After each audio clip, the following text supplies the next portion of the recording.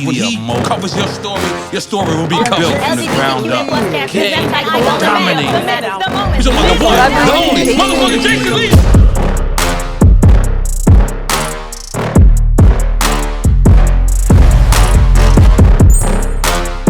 Welcome back to all new episode of the Jason Lee Show. This man don't need an introduction because clearly he just introed me on my own show, the first to ever do it.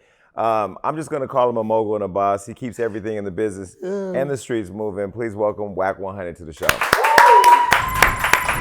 You know, Jason, I catch a lot of backlash over you. Really?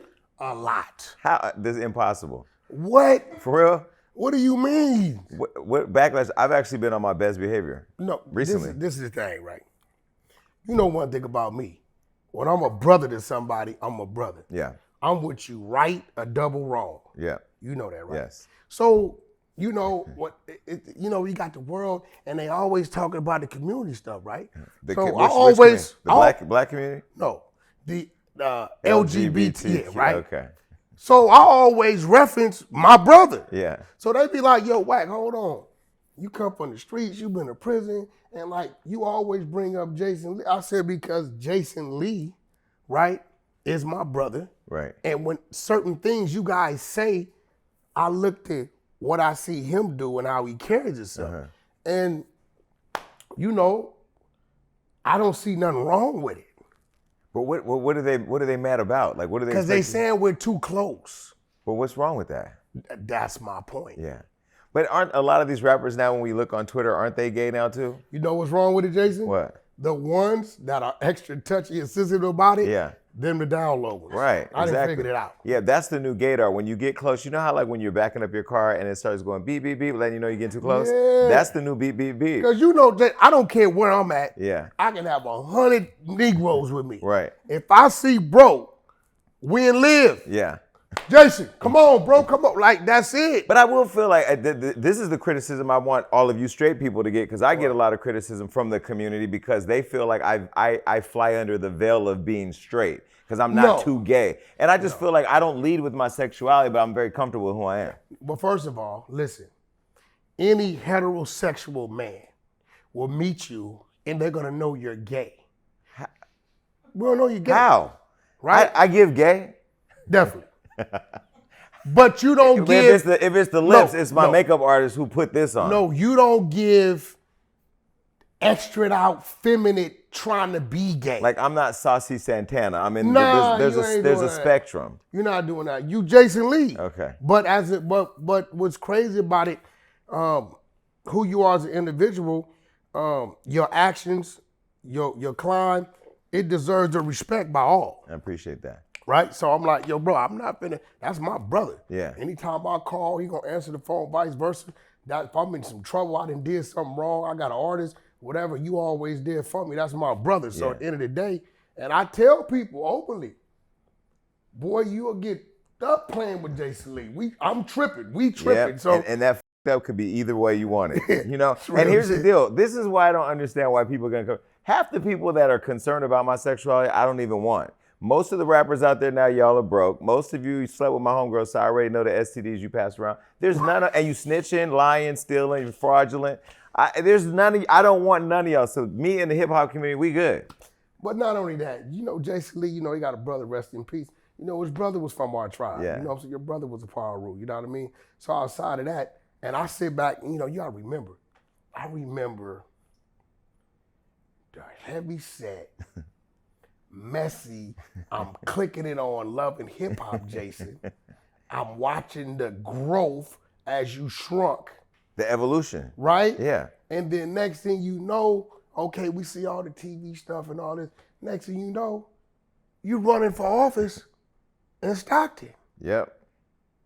Which I want to bring up because you following the op. Why are you following the person I'm running against? But that's what happens when your homeboys in the streets. That's what they do. They keep an eye on the enemy.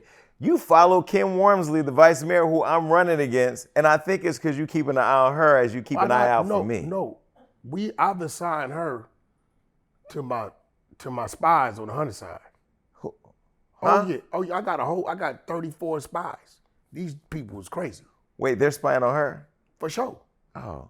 So once I followed them, I was able to, so they've been on her. Yeah. Well, they digging, we dig. We're going to figure it out. Yeah. It has nothing to do with Jason, but we find something, your ass getting exposed. That's a fact. Plausible deniability. I know nothing. But keep up the great work. Let me tell you, when Wack's on the case, I have to say this. You know, he says he and my brother from the same tribe. Everybody that follows my story, you know how much I love my brother. That's the only one real motivating force in my life and the only trigger for those of you that try me.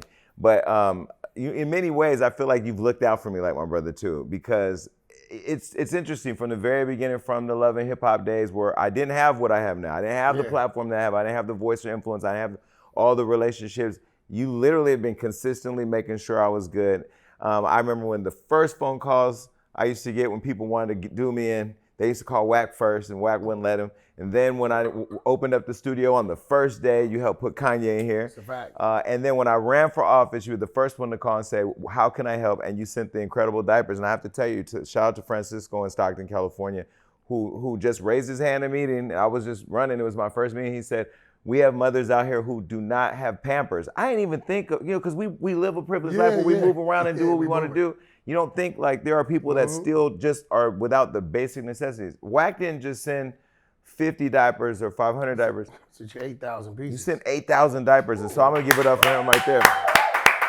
Now I gave Nick some credit too. Do I give Nick Cannon credit too? Yes, that's our that's your partner. Okay. That's our brother. Nick's But thank a you brand for that. ambassador. He's a partner. Nick, when I told Nick what I wanted to do, because I created a diaper before I had a name for it. So when I get to China and they're showing me, how it worked, how good the absorbent was, I was like, man, that's incredible. So I said, that's it. So I called Nick. I said, look, Nick, I got this diaper and this, and he's listening to me. And it's not registered to Nick, because this is Wack 100 calling him talking about he has a diaper. Right. The shit just ain't that. But wait, you went to China? Yeah, I did Frank Lucas. There's nobody in between me. I'm direct. I flew, got a liaison interpreter. I got an old ass pickup, and we went through the dirt roads to the factory. But what made you go to China to find that, and how did you land on, I'm gonna bring diapers back? Well, I was in the Bronx. Actually, I'm lying. My man Steve Marcano had a brand called My Little Star that he had let go for some reason. So he had been telling me about it. So then I'm in the Bronx, meeting with the Bodega Association, right? And I saw these kids running around with these slouchy diapers, right? And I'm like, what's up with the diaper? They're like, yo, they call fitties. They're just there to catch the waste. They're like, you get a pack of 20 for $5. I'm like, damn, so if the parents ain't got no money, the kids is just, they starting off wrong, right? So the seed was planted. My daughter used to be in the competitive cheerleading. She still is in college, but back then we were traveling around doing worlds and all that. So I'm at one of her practices, and I hear the ladies talking. And they're talking about this feminine product called Cherish, and how good the absorbent is, and it keeps this and keeps that, and you can only buy it off the internet. So I went home and researched and saw it was in Mexico. So I get down to Mexico, tell them I want to use your absorbent in a diaper. I don't know nothing about a diaper. They're like, where's it manufactured? I said, China, right? All I had was the address, hadn't been there yet, right? They're like, well, it'll cost your arm and a leg shipping this to there and then your product back. There's another product in Japan that's 7 times our absorbent that can go in a diaper, right? Go there. I'm thinking I'm gonna go buy a little bit. So yeah, I want some of that. They're like, got about a whole spool, $30-something thousand. All right, well, ship it to China. So they did it, shipped it to China. So we go to China. I get to China, we get to the warehouse. I show them the receipt. They're like, yeah, we have that. What is it for? I said, I need it in the diaper. They said, well, what's the specs of the diaper? I said, I don't know. You create whatever you want. Ship it to BV Labs back in Burbank, in Glendale, California. So they just created a diaper and put the absorbent in there. And then they shipped it back, shipped it to BV Labs. BV Labs calls me, said it'd be like $5,000 to test it. I said, no, I want to test it against all the brands. They're like, well, you're going to go up something crazy. Now remember, I know nothing about diapers. And so you're figuring it out along the way. Listen. So I said, test it against all the brands. They sent me the bill. It's like 50, 60 grand, right? Because I tested it against everything, all parts of the diaper. Send me my test results back. I fell horribly everywhere but the absorbent. Right. But guess what they gave me with that, Jason? They gave me the results on every brand, every diaper, who was number one in tabs, who was number one here, number one there. So I took all of that information, sent it back to China. I said, use my same absorbent, take all the number ones off each individual diaper and consolidate it into one. And from that came Incredible Diapers. That's incredible. I mean, we can just clap it up. Because see, this is what I heard a couple things. The Bodega Association, nobody know. Everybody that gets a chopped cheese don't know about a Bodega Association. People wouldn't get an address and then fly to China, but it's like, that reason I wanted to start by asking that is I really feel like you don't get the credit for the business mind behind all the bullshit. Cause I got so many notes right here. We got to go through a lot. You know. I know there's been. You know, part of my chessboard is to make you think you're dealing with some crazy deranged gang member. Yes. Long as I can bring you to the table and you've prepared for the crazy deranged gang member, you're not prepared to deal with Cass Jones. Yeah. No, it's funny because back in the day, people used to always say, man, just like they hate on me to you, they said, man, don't let Wack get close to you because you know he's going to extort you. Really? Let me tell you something. It's crazy. Let me tell you something. Some of you out there have tried to get me to come over to where you at. I ain't going to say no names. I'll stay in my hood. You have always been good business, goodwill, good intention. You don't take no bullshit. Protective and loyal. Yeah, always. I think that's part of the why people try to keep good people from you. That's real. Because that's another way of playing their chess game. So you got the Incredible Diapers. You go to Nick Cannon. You guys team up. He becomes an ambassador. This before he had 12 kids, though. Before he got 12 kids. So I tell Nick, I said, look, Nick, I want to use Incredible, this. He like, look, Wack, I don't know what you're talking about, but you my brother. You do a million things for me. You'll never ask for nothing. Whatever you want to do. So I have my attorneys, put my attorneys on it. So the attorneys go to doing the research on everything. And it's crazy because when I'm doing the research, I come across, they said, hey, tell Nick that his trademark has expired. I said, yo, renew it for him and then we'll send it to him. They said, but Incredible Diapers as a trademark is wide open. So I trademark Incredible Diapers, paid his little fee that probably somebody on this little team forgot to do. Let him know that your trademark's been re-upped. There you go. So you could have bought his trademark. Yeah, that's my brother. Would never do that, right? But I own Incredible Diapers as a trademark is 100% me. Yeah. Right? So I made sure I renewed got his stuff. But because when I came to Nick, he said, I don't want anything from you, whatever you need me to do. So most people would have got the trademark and it's like, well, I'm in control. I don't need them, and kept moving, right? When I didn't know these things, he was still willing to, whatever you want to do, bro, do it. I'm backing you. So I cut Nick in.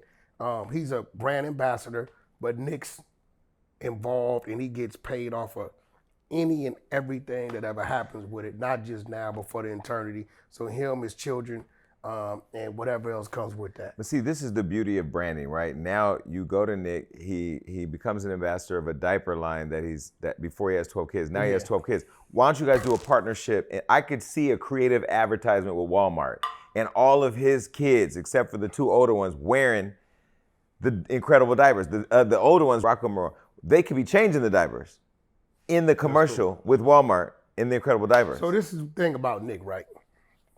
About me anyway, you know this. My phone book is crazy. Yeah. But I never wear out my welcome, right? So I just hit Nick on my way here and said, I need to come see you, right? Because Nick told me a week ago he's contracted now with Amazon, right? And it gets a little deeper than that because I have another partner. Guy you may not like as much. You know him, but I like all your people. Nah, you might not like this dude. This dude is, he's ego, braggadocious. All of your clients are ego braggadocious. Every single one. He thinks he's like, the only one to do the things he's done. You might not like this dude. Who? I think his name was Floyd Mayweather. We love Floyd at this show. You know that. But that's my new partner. We just got that. When people were saying he was stuck in Dubai, me and Floyd is in his penthouse on Wilshire. Really? At the top meeting. And I'm like, yo, bro, what are they talking about? He said, well, I guess I'm stuck in Dubai. Well, when I FaceTimed him, I said, hey, champ. He said, how you doing? He was all happy and we were having a conversation. He goes, What are you calling me for? You calling to ask me if I got a problem? I go, I mean, if you stuck and I need to make a call, let me know. I did the same thing when I first heard it. Yeah. And he laughed. You know why he was in Dubai? The gold deal. He did a gold mine deal. He brought into a gold mine. So, but the internet, you could say anything. Wait, speaking of the internet, okay, so when you're talking about all your clients, do you still manage Game? Yeah. Okay. Why does Game still, is he in your, because in your bio you have so many people, but is the Game still in there? Yeah, he's still there. Ray J? He's still there. So you still, all those people you still work with? Anybody I've ever worked with, we still there. 6ix9ine. I'm his business partner, but I just booked a show for him in overseas somewhere. Okay. He's still gonna have $1 million in the show. So on our roster, Wack has tried to set us up to interview 6ix9ine. We have him on the roster. He hasn't come. The sticky note on there says he's lost in Africa. Because the last time we talked to him, he was in Africa. Then we saw him went to Dubai. I mean, not Dubai, Dominican Republic, got arrested. What has the state of the world just forgiven him, or because he kind of went over to the Spanish world and was killing it? Yeah, because he's 3 times as big over there. But the state of the world where it's at, you will not hear them say his name because it wasn't that 6ix9ine was a snitch. It's because the 6ix9ine is Latin. Tell you how we figured that out. We've had a bunch of black snitches over the last year or two. And everybody... Allegedly. No, allegedly. We got paperwork, documentation on a whole lot of them. Everybody has swept it under the rug. So now they can't use that on 6ix9ine because the very same thing they were saying, you did this, you did this, you did this, they're doing that and nobody said anything. So it's cool to be black and snitch in hip hop. But if you're Latin and snitch in hip hop, then you get another treatment. So, he didn't care. He was a renegade. We see it, we've heard it, and people tend to ignore it. You know what I'm saying? I'm always gonna put a light on it. Mm-hmm. Jim Jones, I let him live for 24 hours. Yeah, Jim, you whooped his ass. Next morning, Jim Jones, you ratted. But did he really rat? Because I was happy that he was able to whoop. Okay, Jim Jones was in a scuffle in the airport. In the video, you see Jim was walking down the escalator, minding his own black business, and 2 men attacked him, and he held his own. He did a great job. And then when the police showed up, when police show up, black men typically get treated unfairly. If that's you, now see, this is why. And he stood his ground and said it wasn't me, it was them. Booyah! He said that to who? He was telling Who did he tell that to? He was telling the law enforcement. What? Who were there to enforce safety. He was telling law enforcement what? He said them. Okay, great. I'm glad you said that. So this is why. But is that snitching? Let me build on it. Okay. This is why I tell the youth of today, do not get involved in gangs. The rules are made up by people that had a 5th grade education. They're irrational. They don't make any sense. But these are the rules, right? These are the rules. So, everybody want to be gangster and play gangster until it's time to be gangster. Now, the rules of the streets where we come from, and he's a blood from New York. This is how that would have worked with Wack. Same situation, scenario, scuffle. Police come, I'm sitting there. If I hadn't left, but let's say I'm sitting there, right? I'm not saying nothing. They got 2 options. Talk to the bystanders, cuff me, book me, give me my bail, I bail, then I pay my legal to go do the investigation, I beat you in court. I cannot say that man assaulted me, and I cannot assist law enforcement. Like, these are the streets. But I thought that relates within your community, within the hood, he shot my homeboy. That's snitching. There's never supposed to be a document where your name is on a police report and you're on the other side of it saying this person cooperate. It's just this what, and I'm gonna be real. And I tell people all day. I tell the youth, go to the military, go to the police academy. Don't go to the streets because everything about it is a contradiction. Right. You did say on my last podcast, you said, and I remember clearly, and I was surprised you said it, but this is where it goes back to you stand on what you believe in. You said, if somebody did something to one of my children, I wouldn't tell the police. I'm not gonna tell the police because we hold court in the street. Yeah. Now, I'm gonna be real. I had a situation. I got cameras. I got the real, you know how our house is wired up, right? So neighbor BMW was stolen out the yard. So the police come over, they look like this dude got fucking Bank of America cameras, right? They come in, they said, hey, you see you got cameras? Do you? I said, yeah, I see everything. He said, well, that BMW was stolen. I said, okay. They said, we would like access to the footage. I said, was it a child in the car? They said, what? I said, was it a child in the car? They like, no. I said, I can't give you the footage. Because that would be snitching. Yeah, because now I'm cooperating with the law. Okay, so if it was been a child in the car, this is whack. This is me. Now, this is when I don't give a fuck what the streets is talking about. If there was a child in that car, and there was a chance I could help save that child, I'm giving up all the I'm giving up all the footage. Okay, but then let's go back to that then, because then you said if somebody did something to your own kid, you wouldn't cooperate. Yeah, because I know who did it. And then you would handle it. Yeah, that's it. Okay. Right? But here comes the other side of it. If they would have came and said, hey, bro, the house across the street, 5 people dead. All right, so kids too. Are the kids are dead too? Yeah, the kids are dead. They cannot come back. No, nobody kidnapped them. No, I can't give you the footage. There's nothing I can do to help. But then when do we eradicate the street rules? Because right now, what rules exist in the street? The streets ain't like what they used to be. The streets is a myth. Troy Ave voice. This is the fact. This is why I'm not telling. Pow. Do you know what would be happening if I was riding around on red bandana motorcycles and my red rag Chevys and I got these artists? I'm like, yeah, nigga, little homie, nigga, get put the work in. They'd be doing that. Right. This is why I still use my voice. Today. Hell yeah, if I was advocating that, it'll be even worse because then other people will be doing it. I tell the children, listen, stay in school. Right? How old are you? 21. Why you on the block? You got any felonies? No. Go to the police academy. Go to the military. I'm telling them, you don't want no parts of this because as soon as you go to jail, right? Your girl gonna find out the chick you messing with on the east side because your homie gonna tell her, right? The dude you say, yo man, go drop off some money for me, right? He gonna go drop dick off. He gonna go do all that. When you get killed, you got 2 weeks. They gonna wear the shirts and the hoodies with your name and face on it. They gonna throw the bandana in. They gonna talk about you for a minute, right? Few people gonna go kick your door in and try to find you safe, right? So it's nothing about it that's supportive. The only people that I really deal with is the people that's like-minded like me. People that, raise their kids, tend to their family, got jobs. Everybody from the streets I deal with, they doing that. We come from where we come from, but we're doing that. We're not advocating that because we know it's a trick bag. Now, Jim Jones, you can pull up footage. Now I trade gangster blood till I die to the death of me. But maybe that's where he was when he did that video, not walking through JFK or wherever that airport is when he's being attacked by these 2 people. I hate to say it. So Jim Jones is a snitch? Straight rat. I hate to say it.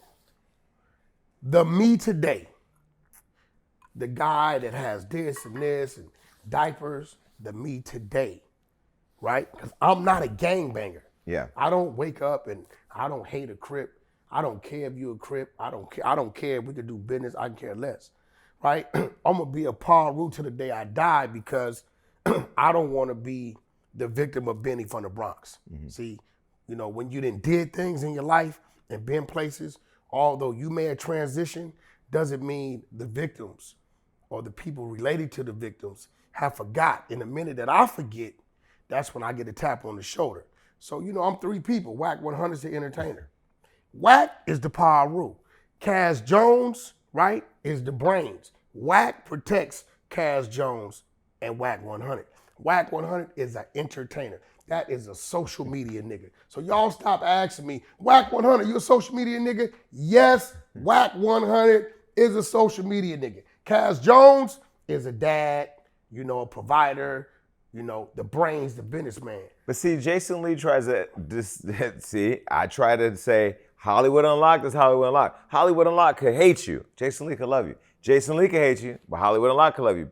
Charlamagne and everybody says, no, you cannot separate That's business. the 2. Hollywood, this is what they do. Jason Lee, why did you? Hollywood Unlocked put that up because that's the business of Hollywood Unlocked. But if I get it and you get it, why do people can't separate you and your Instagram and you and Cash and Wack or me and Hollywood Unlocked? Why? Bro, it could be some shit up for 5 months. Everything's cool. The minute Wack talks about it, it's a big old deal. right? And I think, I'm gonna tell you why. Akademiks is the first victim of this. Akademiks was Aunt Jemima. All these other blogs, nobody knew who they were, what they looked like. Akademiks, they could put a face to it, so we hate you. They couldn't hate Say Cheese. They couldn't hate a lot of these. They couldn't hate Shade Room. They couldn't hate Shade Room. Baller Alert. They couldn't hate Baller Alert because there was no face to it. Right. Act was the only one, so that's why they hated him so much. It's the face to you. Yeah, right. It's the face to I get me. it, and I get it. So we get the blame. But can't we? But then shouldn't we also own the responsibility? Like, even though my writers are writing all day and I don't know half the time what they're put on there, don't I have to own it once I get the phone call? Because you've called me a couple times.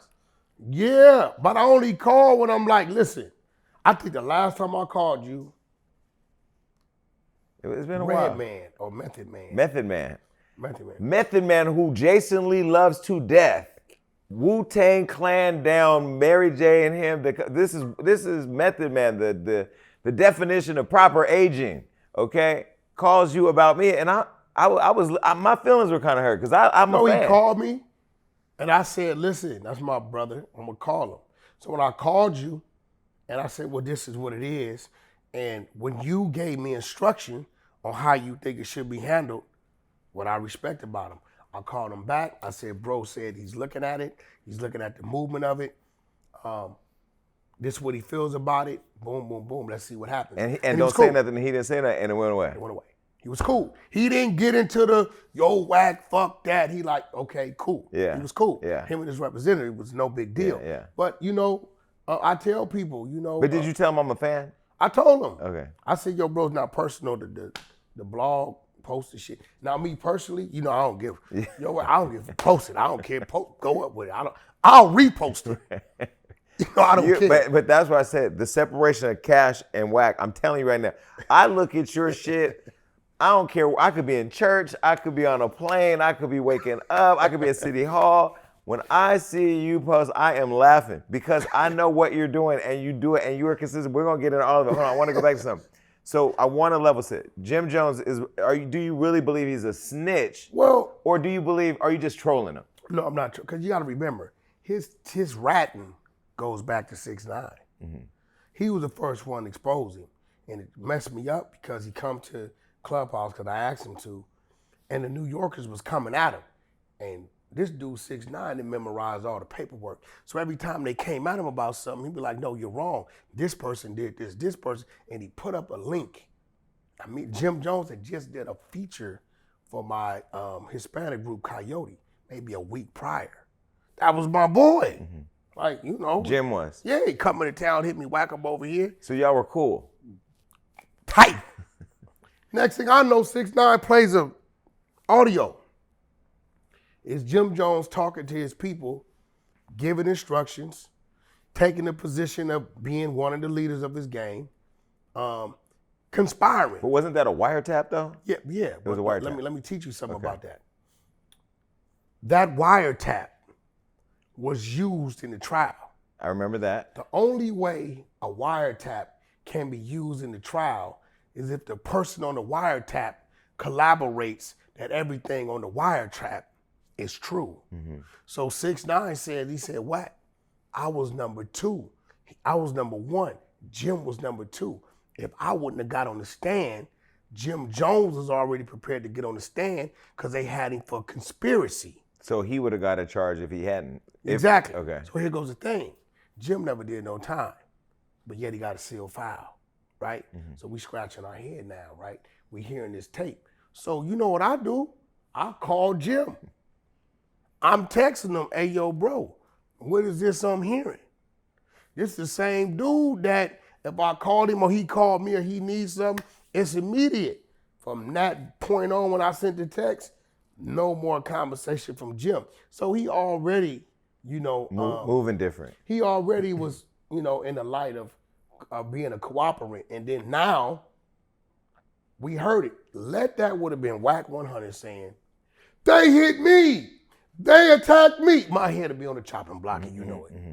So does this? Come on. No, well, but that's because you're controversial. No, listen. Jim and Wack are both down. He from 9 Trey Gangsta Bloods. Mm. And But he older now. Is he still in it? That's where he say he from. Right. But okay, That's where he from. So if he's now a snitch, well, you say he's always been a snitch, but now he's snitching on TMZ. Does that mean Dipset should dip? Like, is he? Should they a lot of just rats be out? over there. Freaky Zeke been a rat. We got his work. Zeke? Freaky Zeke, the one they hype man got. Well, he's a snitch too. He's a rat. We made him come to Clubhouse. Let me tell you how I did him. Do you have equity in Clubhouse? Who? You, because you should. Listen to me. You do. You have to. You're the only one keeping it alive. We made Freaky Zeke read his own paperwork and he didn't realize it. We said, yo, read this real quick. He read it. I said, what you think? He said, yeah, that dude's telling. I said, look at the top of the paperwork. That's you. You forgot? And then, Crackhead Artie. So who was he snitching on? He was telling on a crime that happened, between some drug shit and some other shit. But we got to work. I mean, listen, my thing is this. To those people that are in the streets, and you have gotten of age, and you're a family man, you're a businessman, brother, all you have to do is denounce it. Hey, look, bro, I'm not about that life. I'm not with it, right? I'm living my life as a father, a husband, a businessman. Leave me out of it. Once I see that, I'm gonna look at you as a civilian, my son, right? If you approach him, he's gonna try to talk you out of it. If it turns into a fight or a shooting, he's legal, right? He didn't come up like I come up. So I keep him in the gym, and that's how he's good with his hands. And I got an ex-military guy that trains him at the range. He will shoot you. Then he's gonna call 911. He's gonna help stop the bleeding till the paramedics get there. When the police get there, he's going to give them a report. And then it's probably a chance he's gonna drive one of my foreign vehicles to the courtroom to testify against you. So you did, first of all, just take a break real quick. You did a great job raising your son. I saw your son out one night. He's so well-mannered, so carries himself well. And I shout out to his mother, Kimberly. Shout out to his mother. Yeah. Straight a part of that. We're gonna talk about Kimberly in a minute. It's the family right here. Your son, I go up to him, I say, hey man, go home, I'm gonna tell your dad. Cause I've known him since he was a kid. He's a grown ass man now. He's 29. I'm getting old. He was like, tell my dad. He was like, you know how old I am, right? When he told me, I said, yo, it's time for me to go home. This is crazy. Cause you knew him. When he was little, but I'm just saying time goes by so fast. Oh, yeah. What do we get the kids now to learn the things you taught your son then? Because I am now in the community, running for city council, talking to people, and the kids are locked into music, locked into this culture, locked into the streets, and they're so loyal to it. And you're like, now you're older, you want to tell them like, this is really not going to end up where you I've always wanted to. I've never hid who I was from my son. I first apologized to him because I was a bitch ass nigga. His first 5.5 years of his life, I was in prison, right? So it doesn't matter what I did or what it was. I put that before him. And he was still in his mother's womb when I went to jail, right? So I never hide from my son who I am, where I come from, and the things I've done.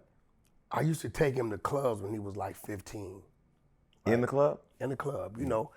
I didn't book it, so we coming through the back. They not paying attention. So we been to get our VIP. I'd be like, yo, come here. Dude might have some powder cocaine. So you see that, son? That's powder cocaine. Right? At 15? Hold on. Come here. Dude got some Molly or some pills. See that? That's Molly. That's a perk. These are drugs, right? Right? He hang out all night. We leave to get on the freeway. I said, son, you think people respect your dad? He like, yeah. I think, you think your dad was cool in the club tonight? He like, yeah, dad, you was cool. You was lit. Everybody come talk to you. I said, did you see me drink? No. Did you see me do drugs? No. So what does that tell you? You don't have to do none of those things to be cool. So I took him there to show him this. So even today, when his friends want to like, let's go to the clubs and that environment doesn't excite him. And he knows how to handle himself. See, we hide so many things from our children and we shelter them and then we release them or they go to college and now somebody like, hey, you want one? And they don't know what it is and they try, now you got addiction. Or they go out exploring what they have never been exposed to. There it is. Yeah. Okay, no, well that makes sense. Yeah, I mean you guys did a great job. Okay, so back to the snitches. So we just check this off the list. Jim Jones, in your opinion, is a snitch. Gunna. He's a rat. Really? But I thought, didn't Young Thug come out or his sister come out and say that he didn't rat? Well, his sister originally came out and said he ratted. When I made an announcement about a year and a half ago, It's because I got the call, they couldn't do that. But it's simple. They are trying to classify YSL as a criminal organization. Instead of a rap group. So what happens is this. This is what they did to John Gotti. You can't catch John Gotti out there doing nothing, but you got people from the organization doing it. So they came up with the RICO, meaning that anybody, once we classify this as an organization, anybody under the organization, the head of the organization is now responsible for all criminal acts of the organization. So they have already said, Thug you're the boss of this organization. Mm-hmm. Now you have Gunna. They asked him, is YSL a record label? Yes, it is. Is YSL a gang? Yes, it is. He said that on audio. Mm-hmm. Right? Have you ever been pulled over with gang members or guns or drugs with YSL? Yes, I have. Right? So the minute he said YSL was a gang and agreed to that, that is helping the district attorney, because Thug has a state RICO, right? Now, if you go look at what Kevin Liles did, right? When Kevin Liles got up there, he said YSL is a label. Mm-hmm. We have multi-million-dollar contracts with YSL. We do music. We have invoices, right? We have deals. It's a business. It's a business. Mm-hmm. And do you know YSL to be a gang? No, I don't. It's a brand, right? The young kid, Corey J, gets up there. What is YSL to you? YSL means, young stoner life or young this. It motivated me as a young man to know I could do some business even though I come out the hood. Whoop-de-whoop. Gunna, is YSL a gang? Yes, it is. You're signed to YSL. Mm-hmm. Do you make money as an artist? Yes, I do. So now you're helping establish YSL as a criminal organization. Who runs YSL? Does Young Thug run YSL? Yes, he does. Now you put him up there, he's John Gotti. So now all these acts, these shootings, these robberies, all these things that they say allegedly happened. You're saying now it's all under his direction. So the RICO that he's facing that we see has gone on longer than any, it just seems like it's going on forever. Is Gunna's testimony one of the things that's going to make it stick if it does? A lot of people, I've seen, we got a lot of people on social media who don't understand the law. So they say, well, remember they had to cut the witnesses down. They had 700 witnesses. So they cut it down to 200. They're like, well, Gunna don't have to, get on the stand. He's not a witness. Well, no, they already have his statement. So if we are cutting our witnesses down by 500, why put somebody up there that's going to say the same exact thing that they already said? We already have that on record, right? We want to bring the 200 people that have yet to give a statement that's against Thug, right? So at the end of the day, he gave a statement. Now here goes the thing. Back in my heyday, it would mean something. I really don't want to say this, but every time a rapper tells, after they tell, they're bigger than what they were before they told. Really? We saw it with 6ix9ine. I was telling people 6ix9ine gonna be a bigger artist. It didn't happen with T.I. When he get out. No, you're right. It did not happen with T.I. Right? But with Gunna was not selling out the Barclays before he went. Right. And let me tell you what's so crazy and significant about that. Thug's association is Sex, Money, Murder. That's a New York base, founded in New York. Mm-hmm. The Barclays is in New York. Mm-hmm. So I'm like, oh no, it might be a problem. Shit, you had all the street dudes in the Barclays. But why have people accepted? Rocking out to it. So I'm gonna tell you, when it comes to him as an artist, Gunna's winning. Right. He's winning. But why did he get to win and 6ix9ine didn't? Is it the culture thing? Is it? 6ix9ine was Latin.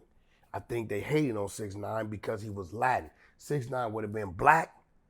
They would have swept that shit under the rug like they're doing all the rest of them. Mm-hmm. It's a lot of people being exposed and they really don't care. And times has changed. You know what? It's a good and bad thing. It's great because to the youth, now you're seeing what I've been telling you, right? The rules aren't there. They're only there to benefit those who have the popularity vote and the say so. So we use it now because it's my favor. But okay, my homeboy told we're gonna look the other way. Don't go that way. Like gangbanging needs to cease. Stop. If you from a certain area, for certain neighborhood, protect your area, protect your parks, protect your family and loved ones. But the gangbanging, you want to do something to this dude for this because he from this gang and this he wears this color. It needs to stop. When you were 15 and you caught an attempted murder case, right? 12 years old, I caught a 245. That's assault with a deadly weapon. That's when I shot the dude in the face with the pellet gun. Multiple times. And then I think, 13, 14, I caught a 245. But were you gangbanging then? Yeah, I was banged out. There. I was fucked up. So you're where a lot of the young people are right now. Because there's people right now, they are locked into it. Yeah, I was gone. Because I was never subscribed to that like my brothers were and all that. Yeah, but I was gone. What is it that gets in the mind of a young person at that age that controls them to start subscribing to all these rules and cultures and this and just not giving a fuck? Well, back then it was like, you hear this term, you get put on and jumped in. Mm-hmm. That's true in some cases. Then you have some people that's born into it. Their family, their last name, you're born into it. So you have older brothers and he comes home and he's stabbed and they say the dude across the street did it, right? Or the house got shot up, the dude across the street did it, right? And you see your older brothers battling or he's shot, the dudes across the street did it.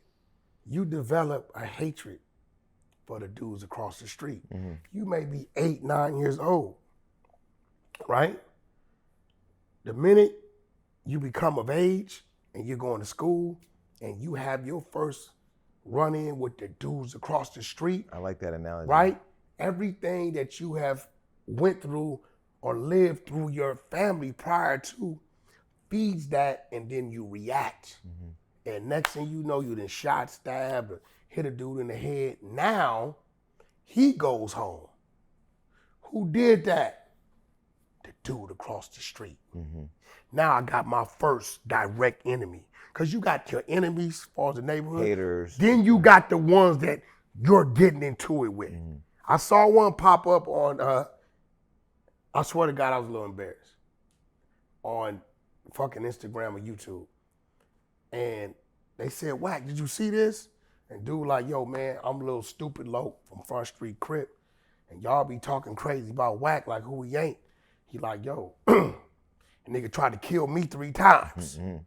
And I'm looking at this, and he gives a description of one of the times where we used some women to draw him out, and we tried to get him in front of the Americana, which is in Panorama City, right? Mm-hmm. And I remembered it, and I said, damn, I wonder if he has kids, right?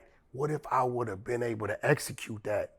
I might have lost my life doing life, and his life would have been gone. So I wasn't proud of it. And based on that, I haven't seen Stupid, but I keep in contact with his homeboys that was once my enemies from, what it's supposed to be. Today, my friends are my friends.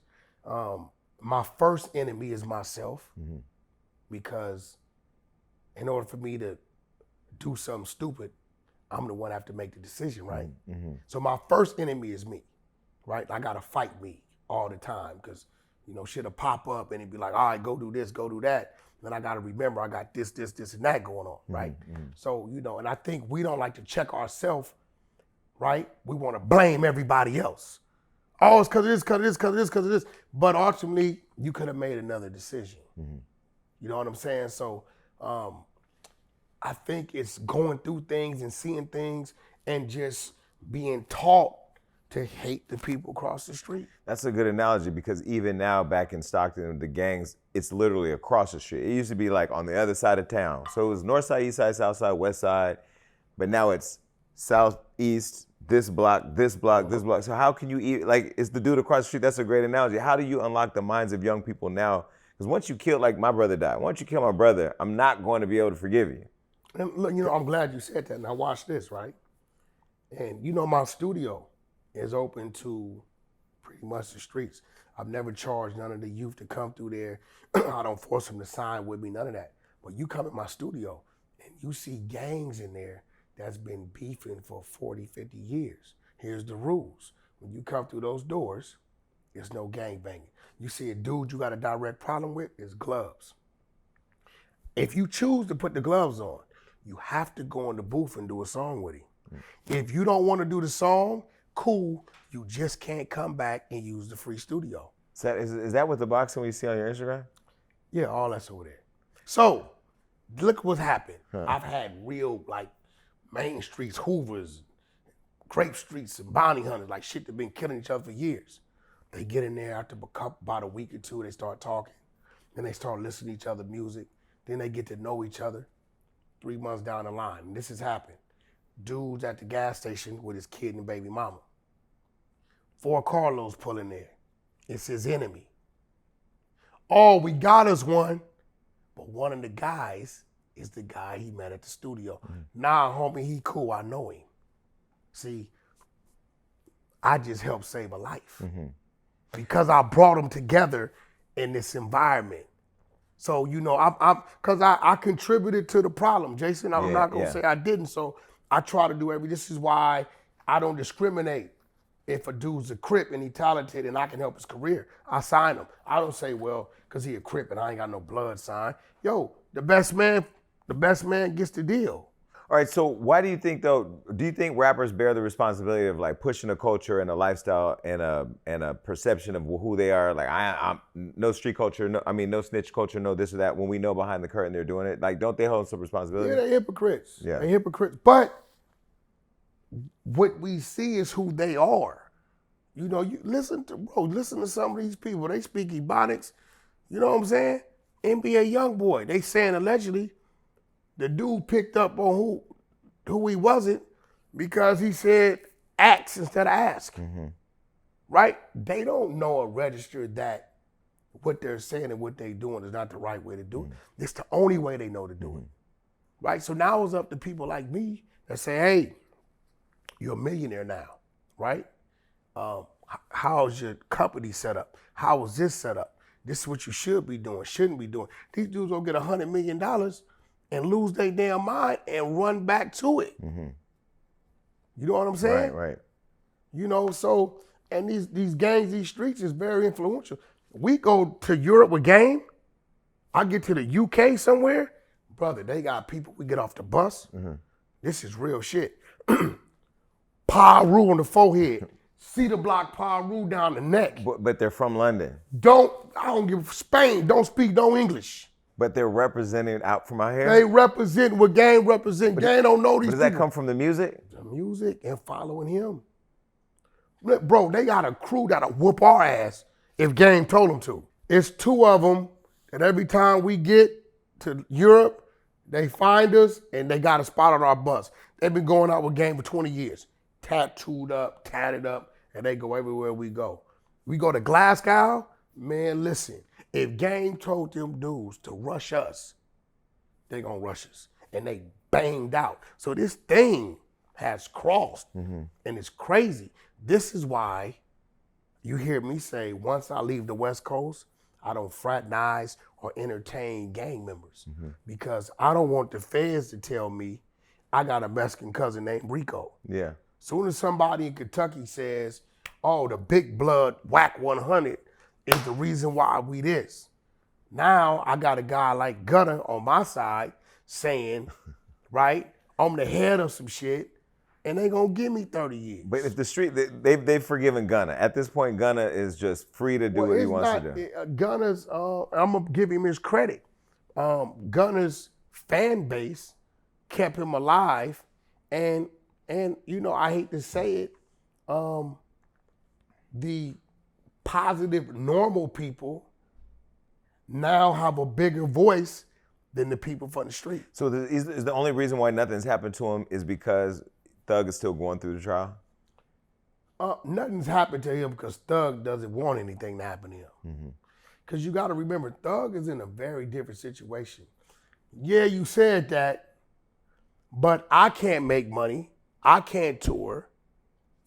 Gunna signed to Thug.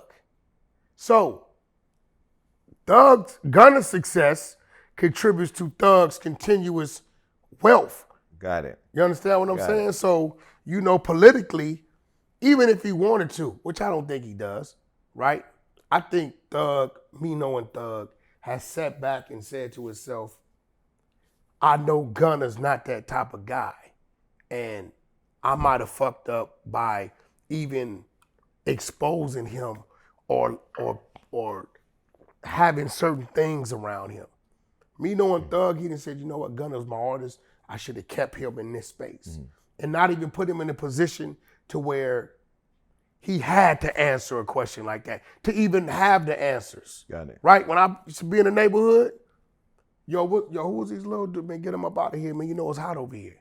Because anything could happen, and these dudes are regular dudes, and if the cops get a hold of them, they're gonna tell. But artists are more valuable dead. Well, Biggie said it.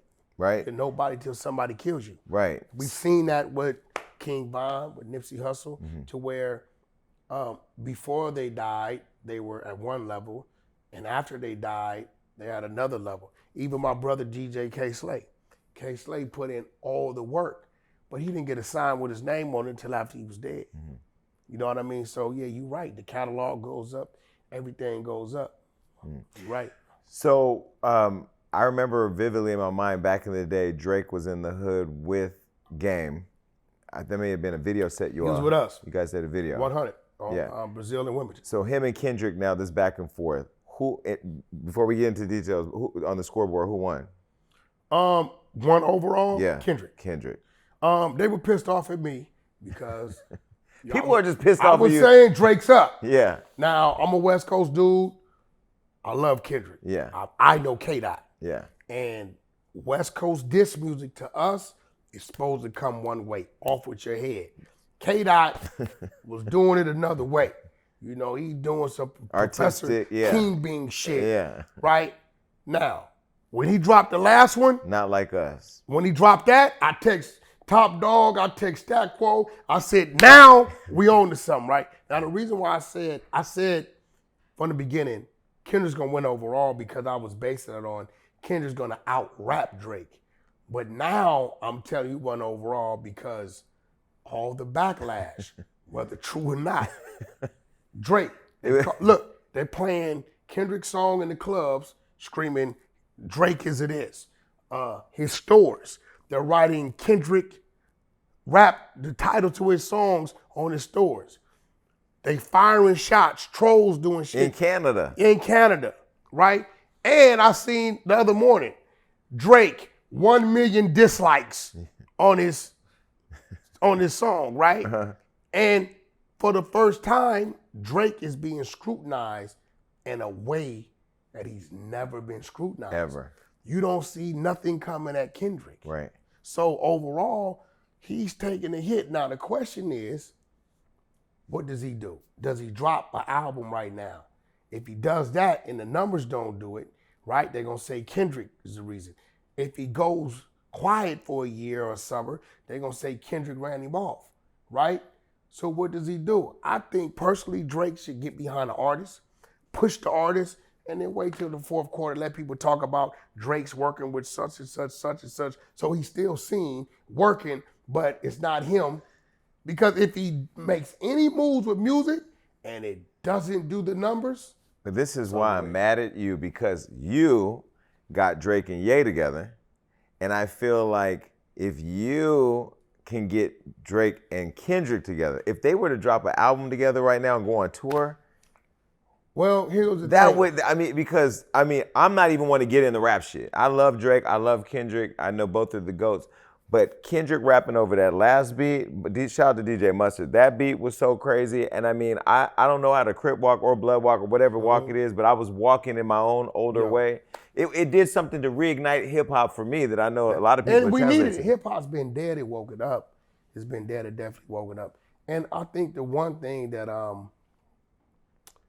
appreciated is hearing Kendrick reference Top Dog in 2 T's, which is TDE, the CEO and the head of security, right?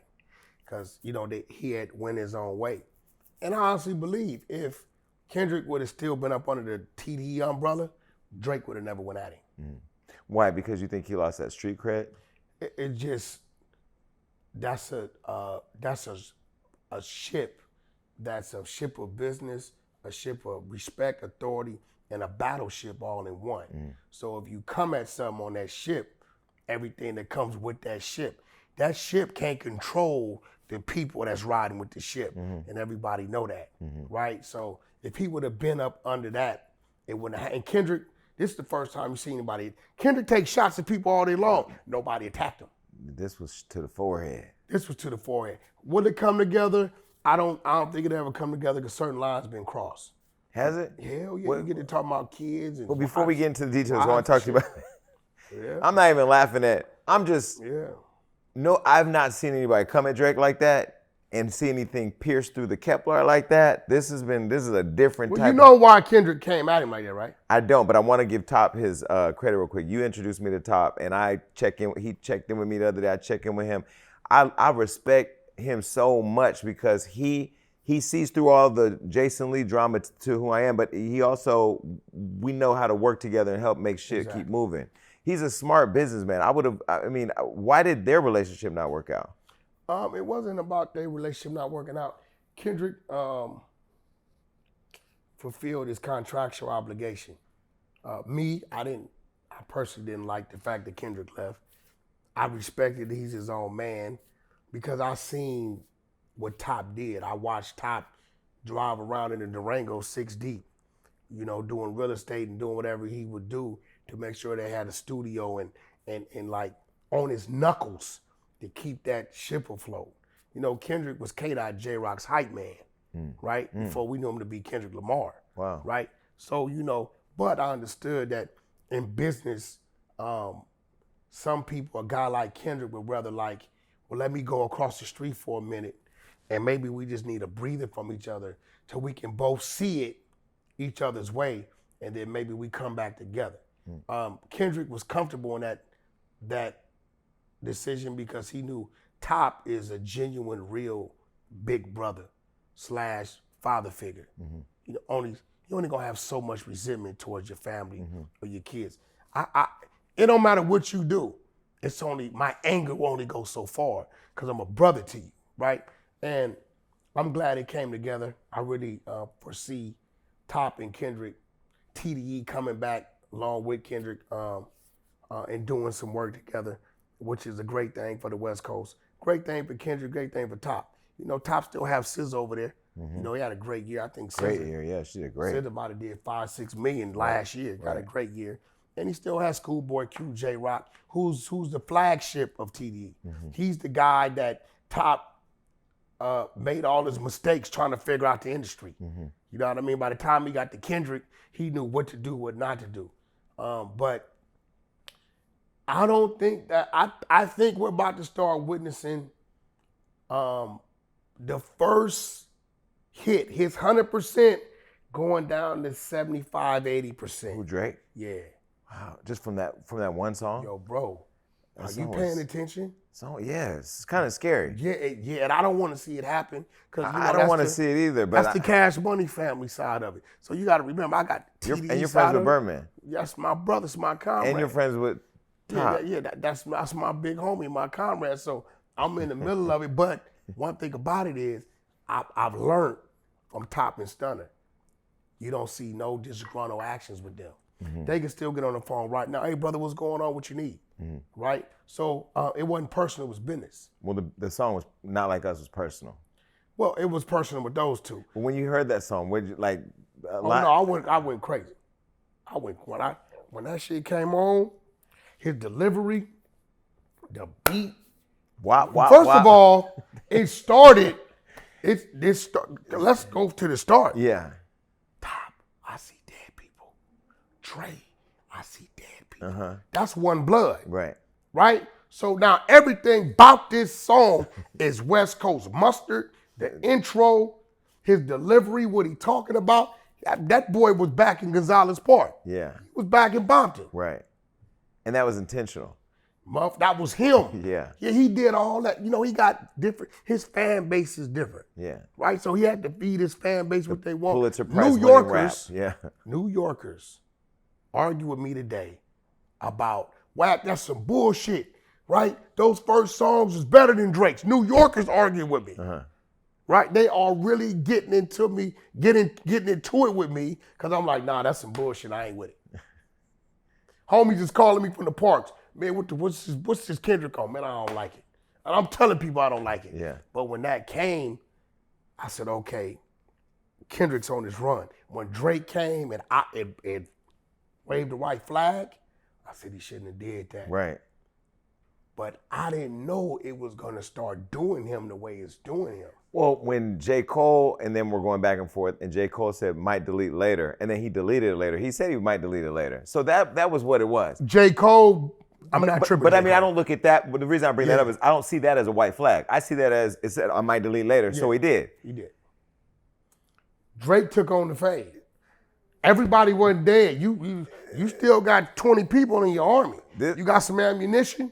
You got a tank or two. You supposed to keep fighting. This is almost Oscar De La Hoya and Floyd Mayweather. Yeah. So when Not Like Us drops, I did News Nation with a anchor the other day, and she was like, "Oh my God, this is beef and this is Tupac and Biggie." I don't think it's that, right? This is literally what hip hop is built on. It's in the music. It just was so low below the belt, but piercing straight. It's beef music.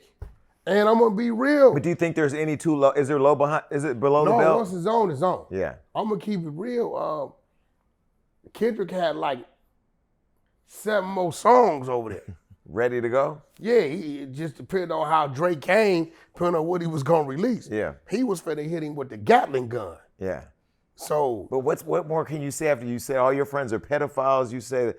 He said Chubbs gets with the leftovers. I think he said. I mean, put the cover art was his home with all the registered sex offenders in it. You know what more he can say? Out rapping. I'ma keep showing you these bars because you can't change your versatility in what you're doing. I'ma keep dropping heat rocks. What are you gonna do? Right. So I think Kendrick really. I don't think he anticipated Drake's fans and the people turning on him. I checked the charts the other day. No lie. Kendrick streaming up. No, I know. 48%. Drake streaming down 5%. Bro, this is some shit. But isn't this where Birdman and Top get on the phone and say, let's do an album together and a tour for hip hop, and then let them, the buildup could be that you could put this together. But this is the thing, right? You have 2 artists that are now their own bosses. Right. So Birdman and Top and these type of dispositions, if it was up to them, is great business. But only thing they can do is advise. They can't dictate. You know what I'm saying? Kendrick, it's crazy because, Kendrick's first world tour was with Drake. He opened, I remember Kendrick in the Sprinter and all Drake's tour buses. And his first world tour was with Drake. Wow. And this is why I say it's like seeing him in the ring with Drake, boxing with Drake, knowing he was an opener for Drake, and then winning the belt. Like, bro, we gotta say what you want. Drake's been #1 across the board. The ladies still gonna love him. I still love Drake. I'm a Drake fan. I always will be. Cool dude, showed me and gained mad love. Always respected me, was respectful with my family when it came to his home. But the situation we're looking at, Kendrick's ahead. But do you think you posting the video of him on stage with the 17-year-old helped? Did you see what I did? Yo, Wack, you are No. Wack 100's name is going to be in everything. What did I do? First of all, Kendrick said something. So I had to show the world this is what Kendrick's talking about. Why did you have to do it? No, but on the slide, yeah, I had my spies do their research. Spy number 6. Is it the same people spying on Kim Wormsley? Yeah. Okay. Do their research, and they said, Wack, this show was in the state of Colorado, right? Where legal age of consent is 17. I showed that. And then another slide, because R. Kelly calls me every week and has educated me. He's educated me, bro. He's taught me some Wack, shit I didn't know. stop trying to lay up the education. You are not getting educated by R. Kelly. Nah, bullshit. Okay, continue with this one first. We'll get into that next. Right? That's on the list. Bro, he's educated the shit out of me, bro, because some things I didn't know, right? But I showed that although the Colorado state law is 17, and in the video, what Kendrick was saying, she's 17, right? The legal age of consent when it comes to the feds is 18. Now people say, oh, Wack, you trying to alert the feds on Drake. No, I'm not, because it's a 10-year statute of limitations. It was the line where you said, so this was this an eye-opener? Did Kendrick wake it up? You're basically asking, you're gaslighting people to say, did he wake it up and say he playing with little kids? Well, this is where he got it from. This was the source. So I showed Kendrick wasn't lying, but Drake really wasn't wrong, although distasteful to some. Yeah. And to the world, legal age of consent is 18. 32 states are 16.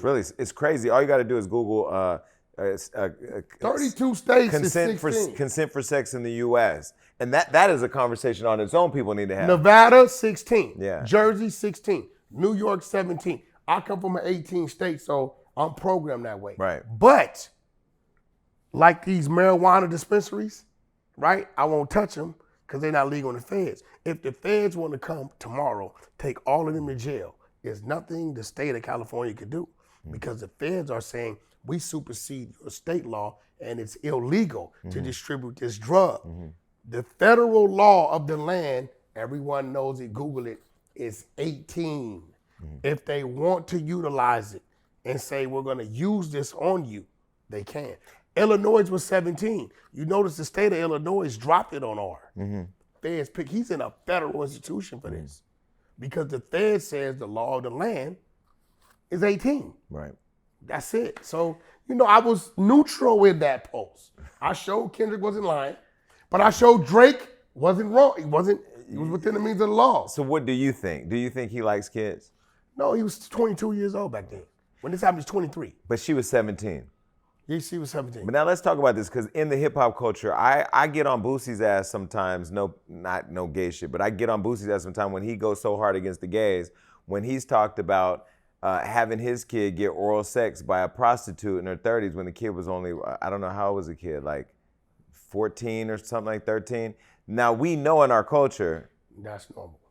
It's normalized and has been for many, pre-social media, pre-Me Too, pre the internet, we knew the baby fat jacket was more than the Kimora Simmons clothing line. Man, shout out to Juicy and Eula. It was 12 years old, they had my little toes curling.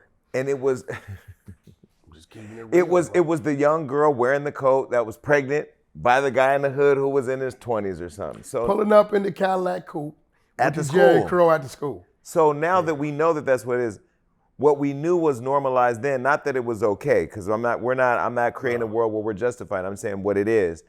Now that we're in a world where it's not acceptable because of social media and all of that, and it's still wrong or whatever, how do we make sense out of it? Because a lot of these hip hop artists are in trouble now. Well, I got attacked the other day. They said, okay, guy's 40 and she's 19. What do you think about it? Is it wrong? I said, well, it's not against the law. So Which is true. I'm not going to tell you it's wrong because that's what they're doing. Now, are you asking me morally, how do I look at it? Well, what if it was your daughter? The minute I go put pressure on her, it's going to run her closer to him, right? All I can do is trust that the things that me and her mother have instilled in her, that she makes the right decision. That's all I can do. Because when it's legal, it's legal. I know people at 48 married somebody 24. Right? Now, what do I think? I think it should be, 18 to 22. I think 17 should be cut off at, maybe 19, right? And I think at maybe like at 21, right? It's a free fall. Right, it's whatever makes you happy. But I mean, the rule they say is half your age plus 7. So, like for me, they're saying 30 is the age that the youngest you should get in a relationship with. Plus 7, 22. So they saying 22. Right. Yeah. But 17, well, depending on the state, is what makes it wrong. But do you think hip hop has made it? Do you think hip hop is like trying to make it, like, stay away from these conversations as much as possible because they know back in the day that was... It's dangerous. For one, every rap video, well, 90% of them, you had an underage girl at that damn video shoot. Then snuck in with their homegirls. Every club, it had underage girls in the club. Fake IDs, paying up security guards. So it's like, it's a give and take thing. But to a lot of us that have kids, we see it one way. But then to some, it's like when they see an older lady that's 45 with a 25-year-old, they like, okay, Stella got her groove back. But when it's the opposite, right? They're saying, oh, she's not as mature. She's not this. How about she's not as used up? How about she's not stuck in her ways? This is how men are thinking. How old are you? You 23, 20? All right, I'm 46, 47. Dude's like, yo, you know what? I can mold her. She's not stuck in her ways. She ain't used up. She ain't got 5 kids. This is the way they think. So speaking of Boosie, back in December, you said that BG was a snitch or cooperated with the police. He's a rat. You got to work. He's still a rat. We got the paperwork. So then Boosie said, you and Boosie got into it and Boosie was talking shit. Where are you guys at now? Boosie was talking shit, right? Because he's the friends of BG. Me and Boosie DM'd, as you see, I think he addressed it on Cam Capone. And I sent Boosie the paperwork. And when I sent Boosie the paperwork, I didn't hear nothing else back from him. You understand why I said it? Now, since then, there's a little tension going on because now the Hunter side, the spies, we investigating Boosie for his ratting. Wait, Boosie ratted? We got a situation. But do you have the paperwork?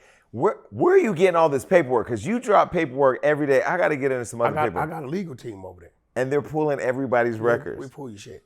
My whole floor gets pulled. You have a floor pulling paperwork? I got 18 rooms on Clubhouse that do a 24-hour rotation. The Hunter side never shuts down. I got spies. I got different admins. I got different leaders. I got audio team. I got a media team. Wait, is that snitching? What? The 100 team pulling all the paperwork, or is that informing the public? No, because we don't want pedophiles. You know, you's a rat. Are you a civilian? Like I got one lady, she got called the drug deal, told on everybody. She's a civilian. Dude was utilizing her because she was military. And I looked at her, she's a civilian. We keep moving forward. Right. You know, I got transgenders on the floor. Naughty nerd. On the 100? Yeah, naughty nerd ninjas. Open transgender. Okay. You know, Naughty is managed by R&B, the queen of the underside. Okay. Naughty's on Tronics, the girls club. Naughty got a job. Well, it's the Walls Club. There you go. Yeah, I'm gay. I don't even know how to say it, but I saw that. That's the one that beat the shit out of Sydney Starr. I saw that. Whooped Sydney Starr's ass. It's trans Naughty gone wild. Yeah, I've Naughty's seen out of it. Ohio. So, but what I'm saying is like, what happened with Boosie, you remember he got arrested in San Diego. I didn't know. I've seen him pulled over so many times by the police. I don't even know where he's been arrested. It was a rat informant.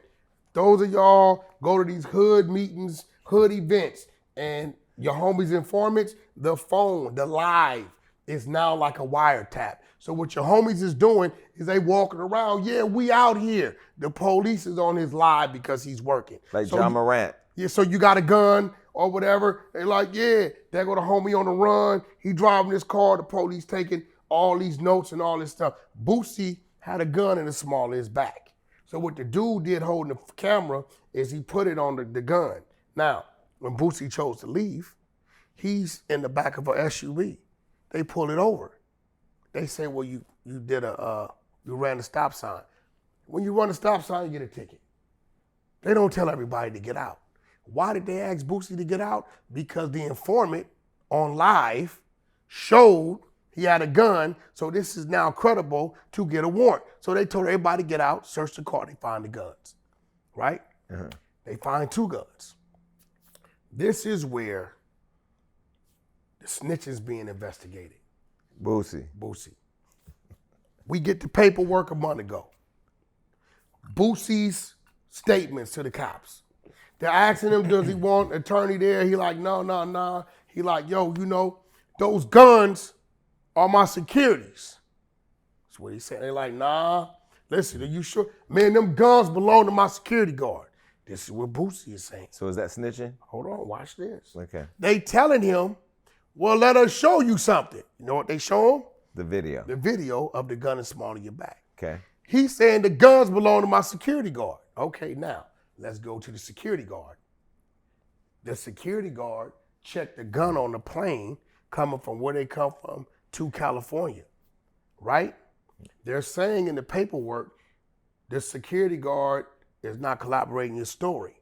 So now we just pulled the security guard statements. Here it goes. If that security guard in his statement says, do you know these guns? Well, I know that gun, that's my gun. I have a license for the gun. I checked that gun on the plane and flew here, right? Do you know this other gun? No, I don't, right? If that security guard is not on the documentation, which we know he's not, claiming both guns, then Boosie, you trying to put a gun on this man, which A, could land him in jail, cost him his goddamn legal gun license, right? Because he's not from the state of California. So Boosie, if that security guard, which we know he didn't claim both guns, and you're constantly hollering, those guns are my security guard, instead of doing what we supposed to do, plead the fifth, shut the fuck up, get a bail, let your legal deal with it, you are putting both guns on the security who's only claiming the one gun that he's licensed to have. So when we get the security guard statements, and it's locked in stone at that point in time, the exposers will be exposing Boosie. And then you will be promoting how he's a snitch. Well, I would just, see, my thing is this. They have this thing about, you can't expose a snitch unless you're gonna do something to him. Mm-hmm. Listen, man, the exposers, we don't wanna do nothing to you. We don't want nobody to do nothing to you. Only thing we're doing is exposing to the world. What about that guy that was doing something with you that he wasn't supposed to? Mm-hmm. Who thought you was a real ass nigga, right? We're alerting the people. This guy is doing these things. Now, what you choose to do with it, we don't want your streaming to stop. We don't want them to stop coming to your concerts. We want all the fans to continue to support you. We are just exposing who you really are. Mm-hmm. That's all we're doing. So when you told him you'll beat the fuck out of him and he knows who you are and he's only 117 pounds, did you regret that and feel sorry for him later? No, because he said something slick and that's the truth. Yeah. So the truth is the truth. That's the truth. No matter how you know, all this he talking about with people, Boosie, Boosie, he got, that's the homie, but when you go to talking, end of the day, you wrong. BG's a rap. BG took the stand, right? Signed the affidavit, said everything belonged to another individual, right? He told. So I don't think Boosie knew at that time he told. That's why that interview he said, well, you never see my name on nobody's paperwork. Mm-hmm. And then the paperwork's coming out. Mm-hmm. So, at the end of the day, we're gonna let the content. Don't get mad at me. Look, bro, if something happens to me and I die and somebody puts out a video of me jacking off a horse, don't get mad at the dude who put the video out. Get mad at Wack for jacking off the horse. Because if I would have never jacked off the horse, it couldn't be a video. Do not get mad at the individual putting out the content. If they ever get a video of you jacking off a horse, Wack, the clubhouse will be destroyed. I'm just saying, Don't get mad at the dude for putting out the video. They be like, yo, fuck you for putting out, Wack, I can only put it out because they did it. I follow it. It's a crazy sight to see. I'm just saying, bro. So when when Shine took the charge for Diddy back in that club shooting, was that the same situation? Kept it gangster. So that's keeping it gangster. That's the irrational bullshit that comes with being from the street. Right. He went and did 9 years for something that he know he didn't do. You know what I'm saying?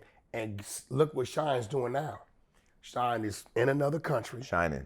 He's in the politics. Yeah. Right? He ain't rapping. I ain't street. I ain't none of that shit. And now Shine is speaking his truth. No, I didn't shoot the lady. Mm-hmm. But at that time, how he was standing and what he was representing, he took his lick. Mm. Now, does it make sense? Fuck no. Right. But that's the rules of the street. You get on the football field or the basketball court, these are the rules. If you don't like them, get off the goddamn field and don't play the game. You understand what I'm saying? Right. When your mama used to whoop your ass, yeah, right? We couldn't wait This is my house. What was the first thing going through our head? I can't wait to leave. Right. I can't wait to get my own house. Right. Now, if your mama come to your house telling you what you can't do, mama, you know you can go back home. Right. You're not gonna come tell me what I can and can't do in my house. Right? Get off the field. Get out the house. So the video you posted, speaking of Diddy, Diddy's going through a lot right now. You posted that video of him with the hair. I remember I came out there, it was the biggest suite in Toronto. They got me some shit, pool up top. Everybody was there, little acts, you know what I'm saying? Drake was even in that mode. So, fucking you ain't no protection. I was getting the vibe and get lost, man. 20 years of hits, take you to the soundtrack of your life. Hitting the block, you don't bleed. Throwing that rollie on you. I like the way you be breathing. Atlanta, we coming. On the T-Dot. What's up, Six God? Drake, what up, baby? Yeah. You know, Diddy's on. See, if Diddy would have just told the people the truth from the beginning, he would have to pay Cassie. He would have the community behind him. Diddy's bisexual. But how do we know he's bisexual? Okay, check this out, Jason. I mean, I don't know. My show used to deal with both. Never touched me. I'm looking at you. Yeah. You telling me Diddy ain't bisexual? I've never slept with him. That ain't what I asked you. Are you telling me right now they will take everything you've made and reduce you to zero or give you $1 trillion? It's one or the other. It's going to happen. And they say, Jason, is Diddy bisexual? And your answer has to be the truth of what it really is, regardless of what you've done or haven't done with it. Would your answer be yes? But or no? here's my truth. Oh, he's ducking. No. I'm not ducking. Is he bisexual? No, let me say this. I have not slept with him. He's not slept with me. I didn't say have you. I don't know who he slept with. Okay, so what would your answer be? Yes or no? Is Diddy bisexual? I would say I don't know who he slept with. No. Because I don't know. I really don't know. No. That's not one of the options. Wait, but I mean, who did he sleep? Who did he sleep with? The only thing I've seen that's been, well, there's been a lot of things I've seen that's been suspect. Okay, that's my point. Yeah. Yes or no, if you had to. Well, I can't say I know he's bisexual because I personally have not been involved with him like that. No, we're not close like that. No, I know that. Yeah. I mean, Diddy never did. He's never done nothing, no approach to me. But we all know, right? I mean, we've all heard. No, Diddy bisexual. But do you know somebody that he slept with? I mean, we saw him try to hit Fabulous. Or when he said, yo, let's party, bro. We been and lived together, boo. Yeah, nah, Playboy, me and you. Party. Yeah. Right? Now, end of the day, and there's nothing wrong with Diddy being bisexual. That's who he is. That's who you are. That's who you are. It's your thing. The women still gonna love him. Right. He's still brother love. He just loves everybody. Right. Allegedly. Right? Allegedly. We have to drop allegedly. We have to drop an allegedly. What, loving everybody? What's wrong with that? He did change his name to Love. Brother love. Right. Right? So what I'm saying is if Diddy would have came out from the beginning, be like, look, I'm being extorted, I'm bisexual, I'm part of the community. People know that I didn't want this to come out because of who I am and this, that, boom, boom, boom. The community would have stood with him, people would have stopped attacking him. Now this dude, the John. Lil Rob. Lil Rob, He on some bullshit, right? Yeah. Lil Rob, he bisexual too, right? Allegedly. Okay, let's be real. Yeah. You on there as a producer. As a producer, he was in every room with everything happening. He saw everything. In his mind, nigga, I've got 9 songs. I'm about to make 10 million, right? Okay, so now you in there. You get groped. But the next day you show up.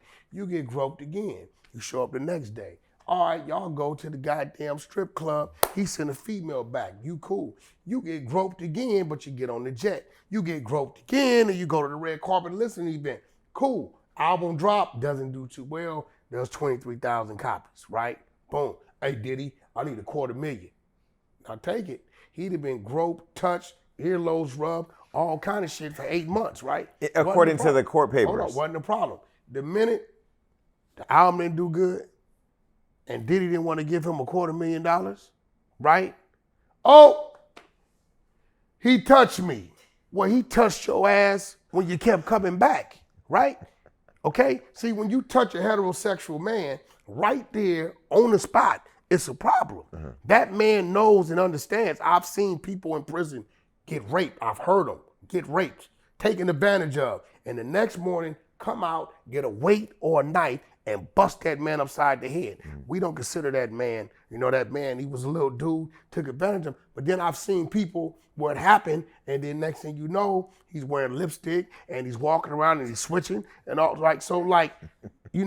do you think if Lil Rob would have got the money, that he would have told the world?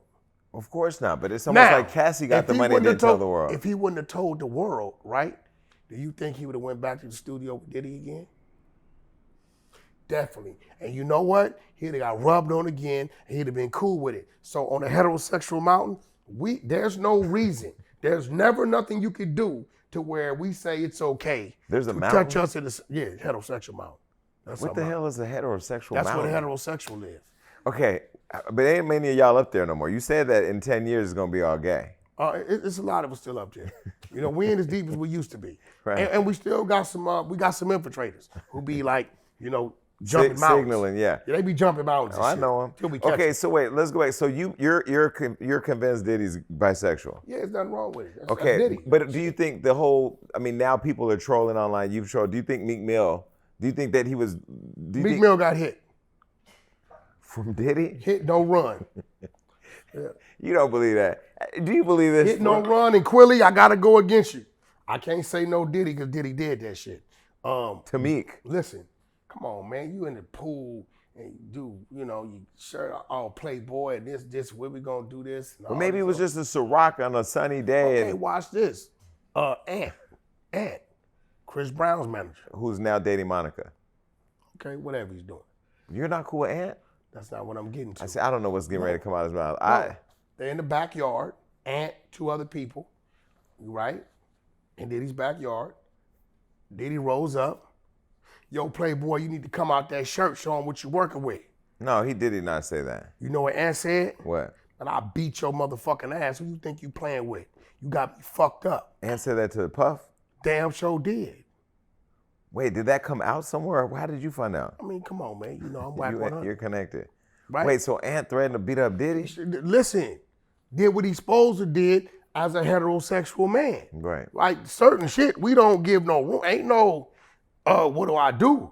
Because then that let me know you bi-curious, motherfucker. You don't know what to do when you've been violated by another man, then you might like that shit. Okay, let me throw this out there. As somebody who has been attracted to straight men, if I see a man that I'm attracted to, I will hit on the man. And that man, it's his responsibility to check me and let me know that it is not welcome. If they be hee ha ha ha and they're playing around with it, then to me, you gonna get that nigga a drink. I'm not, no. Let's be clear. You're not gonna get a drink, you might get a trip. But I'm saying, then if you go on that trip with me, this what I'm saying. You're inviting the experience. Now guess what happens, what they doing these days, right? Yeah. 6 months from now, hey Jason, what's going on?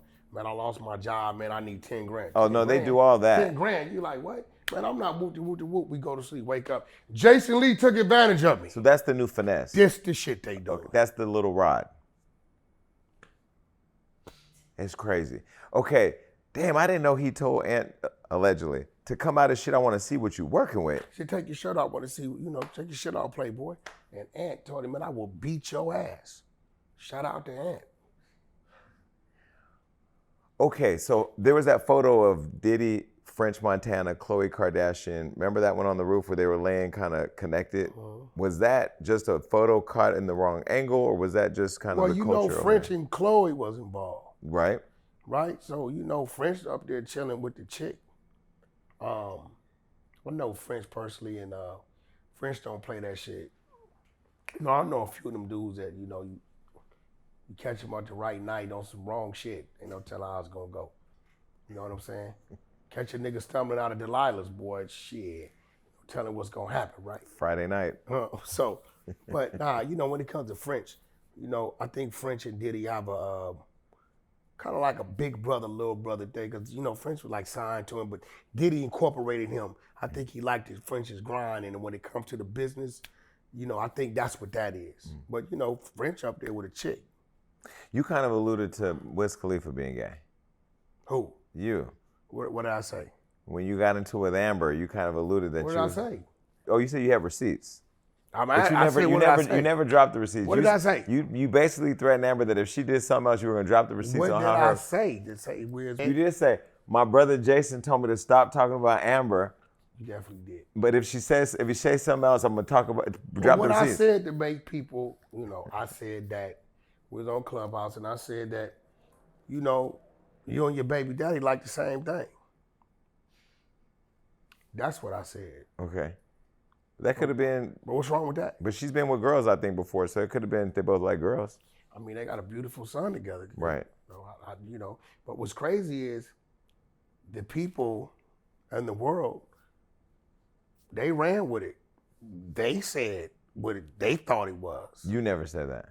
Never said it. Or suggested it. I just said y'all like the same thing. Now, it could have been that. Couldn't have been that. Could have been But leaving it open-ended, though.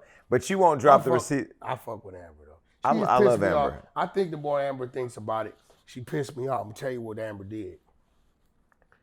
Amber went against the grain for somebody that she know if it was a reverse opposite, I wouldn't have did her like that. Mm-hmm. If anything, I'd have just kind of removed everybody. So, but I fuck with Amber. Amber's good people. She's all right.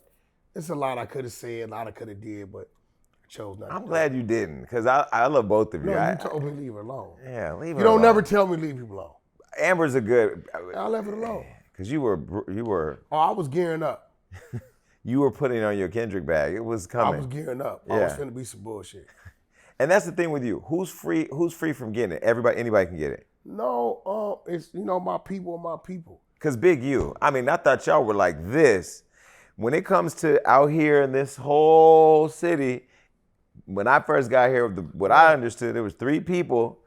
You, him, and Top are pretty much like the 3 people that keep things in motion, I'll just say. It was a few other people. You had Wacko out of Compton, Blue out of Long Beach, P-Nice out of Long Beach, Deco out of the South. But as it relates to entertainment's relationship with y'all. Entertainment. Yeah. But there's a few other players in there, definitely. Okay. Can't downplay them.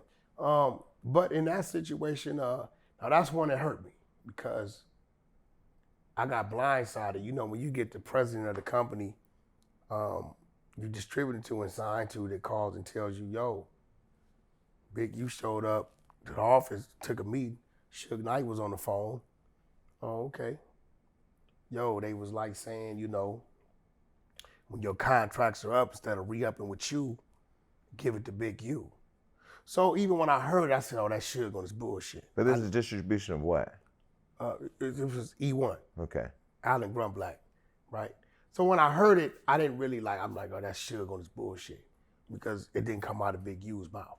So I call, our table to deal with it. I tell them, they said, well, give him a couple of days, probably gonna call and tell you. So after a week, he didn't call and tell me. I called and told him, me and one of the homies from Compton, we got on the phone, called me like, homie, what's up with this? Suge. No, or we called Big U. Okay.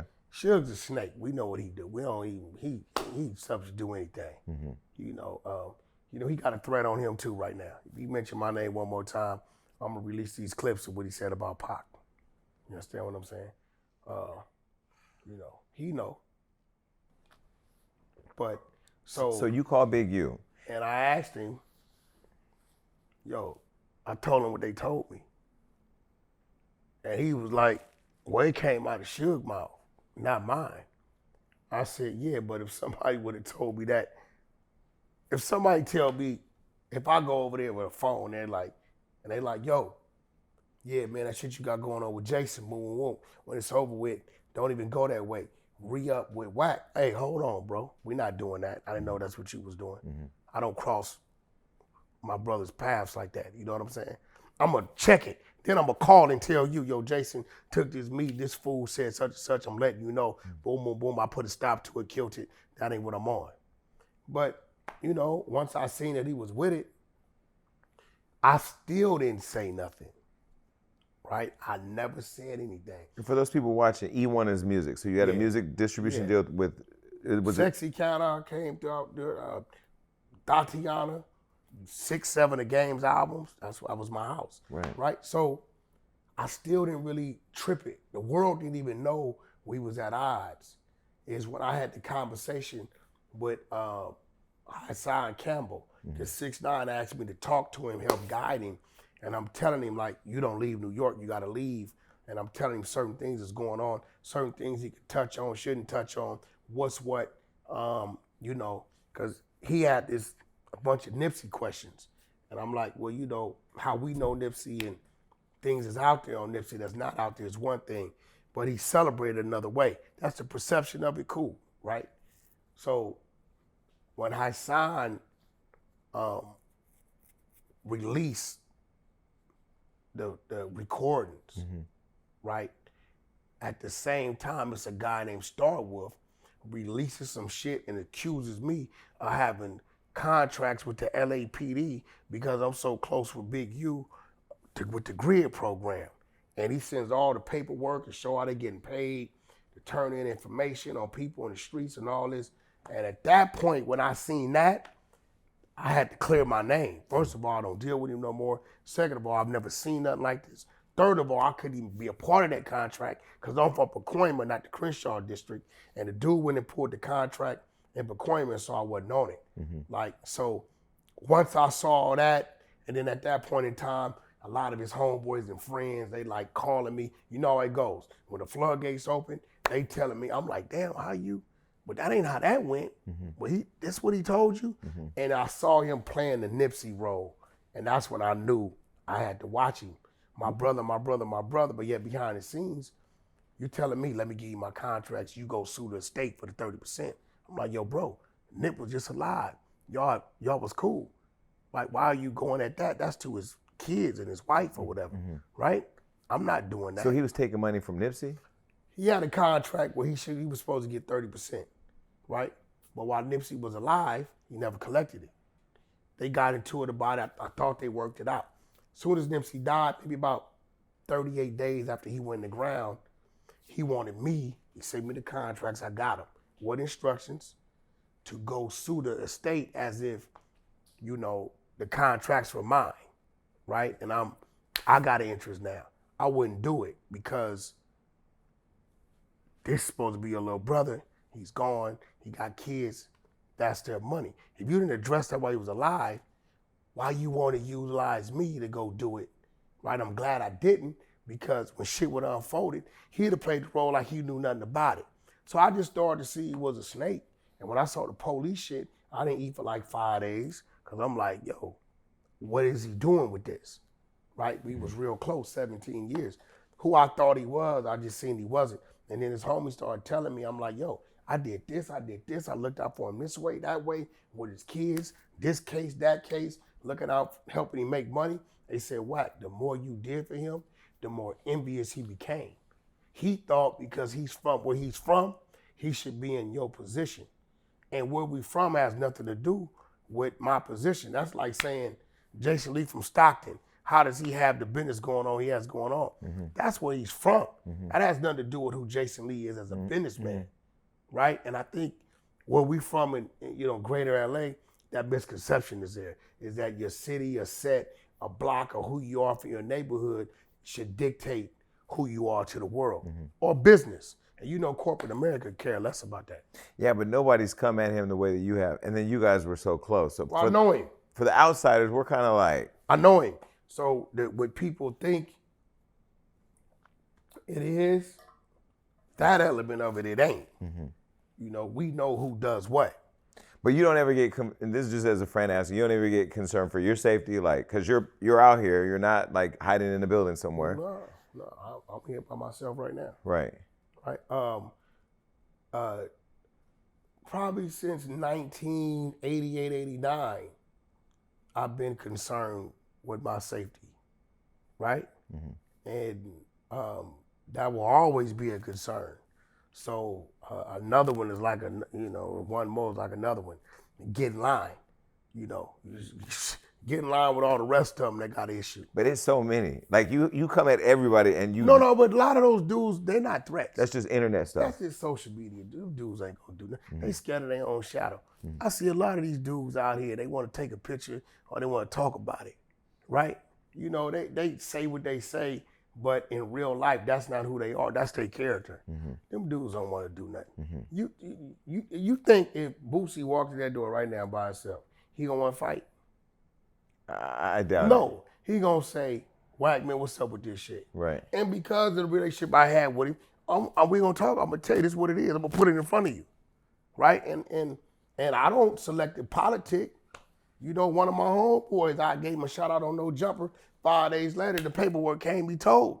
I had to, you know, yo, J Hood, Tennessee's a rat.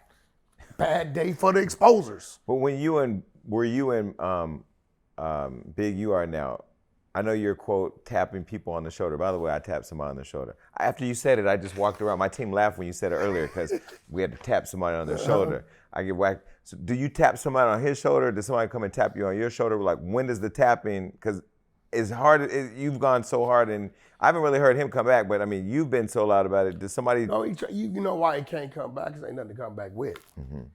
Trust me, if he had something to come back with, he would have came back. You know, I walked a straight arrow when it come to him. And it's crazy because, like, to this day, you know, I've done things for his kids. You know, I walked in situations where his kids was in situations. And, you know, they see me as an uncle. So I still, when it comes to that, you know, nothing has changed. You know, I respect his wife. I understand the politics of what's going on, but, you know, I'm just calling a spade, bro. And what it looked like is that this been there. It's a lot of people that have been camouflaged from things they've been doing. The streets is a myth. Don't believe none of these people. If these people aren't trying to better you as a person, aren't trying to open up positive legal doors, don't believe nothing they talking about, because 90% of these same people have violated the streets and told Eddie Boy, he's bringing paperwork Big U told on him in 1992. Statements, right, for all these years. But it's selective politicking because you're this and you're that, we're gonna look the other way. But if this other guy who's not as strong does the same thing, they wanna bring him harm. That's what I'm saying. So if the rules don't apply to everybody, then why even be? That's why the streets is a myth. The exposers are having fun. We don't expose these people for you to go do something to them. Right. Listen, you just content, you a click. So That's Finesse 2 times, you posted his mom online.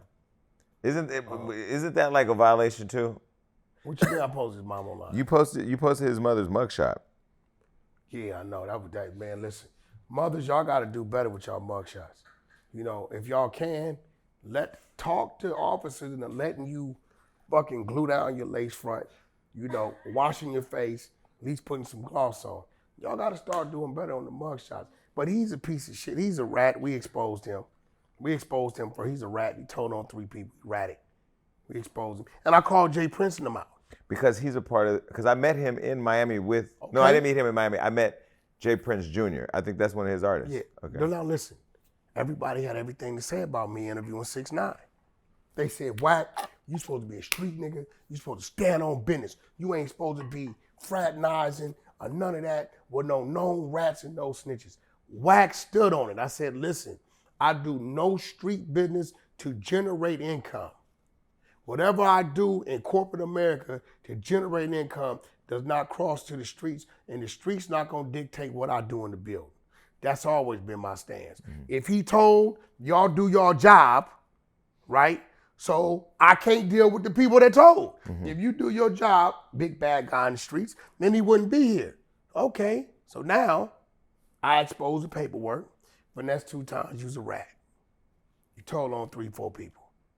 You ratted, you told, gave him the first, said, was anybody else involved? Nigga, you got diarrhea of the mouth. You gave him first, middle name, last name, where their mama lived, grandmama lived, what kind of dog, cat, everything about these people. They go to jail. So now I'm asking Jay Prince, hey, are you going to drop Finesse and stop doing business with him? He's a rat. Everybody's quiet. But then Jay Prince popped off too at you, right? So he popped off at me first saying my podcasting and business was 6ix9ine. Yeah. I told him I'm gonna do what I want to do. I don't give a fuck who he ratted on. Right. That ain't my business. The people he ratted on, handle your business. My homies ain't with him. I'm not telling him what y'all can and can't do, right? He's under my protection. Now, if you pull up on him and I'm there, I'm gonna do what I gotta do to make sure I get home safe. But now your artist has been exposed being a rat. Document it. But what's the difference if you got 6ix9ine and he got Finesse? Why can't they just be two snitching artists that do music together and y'all stay out of it? That's my stance. That's your stance. But they saying, nah, Wack, we street niggas. We don't do business with no rats. Got it. I'm saying, yes, fuck you. I'm going to do business who I want to do business with. So now, I just exposed that your artist is a rat. Documented paperwork. Why haven't you dropped him? And so where are you and Jay Prince at? Because again, I mean, I don't want to get too deep into everything here, but we all know like Jay Prince has his section or his thing, you got your thing. It could get really serious really fast with all these people that are involved. Jay Prince is, listen, man, Jay Prince is like 56, 57, 58. I'm going to be real, bro. If I was Jay Prince, I wouldn't want to fuck with me because we going to crash. Mm-hmm. If I was Jay Prince, I'd give him my space, I'd give him his space. He mad because I'm just speaking the truth. Mm-hmm. He got mad because I was defending the elderly lady over the tapes, the Lionel Hoover tapes. That was my only stance. He wanted me to be like, nah, help me push a line on that. Bro, I'm not helping you push a line on this elderly black woman. It's her material, right? When he lied and said that we never had a conversation about it, I put all the text messages up. There you go. I got all my cell phones, bro. Back to Nextel. Don't fuck with me. So, got them all. I do too. Wait, so after you dropped all the receipts and after you guys had that all back and forth, where is it now? I don't know. I ain't seen him. So that's when you'll know where you're at? It's what it is. Okay. But the mother putting her on Instagram, that's not too much. I mean, at the end of the day, she was a part of lying to the people saying that he didn't rat. She knew her son ratted because she was there when he was ratting. I'm showing with that is that, bro, you got your mama in jail for your beef. That's his shit. Mm-hmm. Why you got your mama riding? Because when I said, he let his mama go to jail, they said I was a lie. Mm-hmm. See, the worst thing you could do is call Wack 100 a lie, right? You saying I'm lying? When I get to saying that, or you want to bet? Well, I like when somebody calls me like, I just dropped their receipt. Booyah! Damn, there you go. So there it goes. So now there's your mom on the mugshot. What the charges is, the day she was arrested, what the arrest is about. Because honesty saves us all time. That's it. There go your mama. Okay, Megan Thee Stallion, is she a snitch? Nah, I don't see Meg as a snitch. Meg's a liar.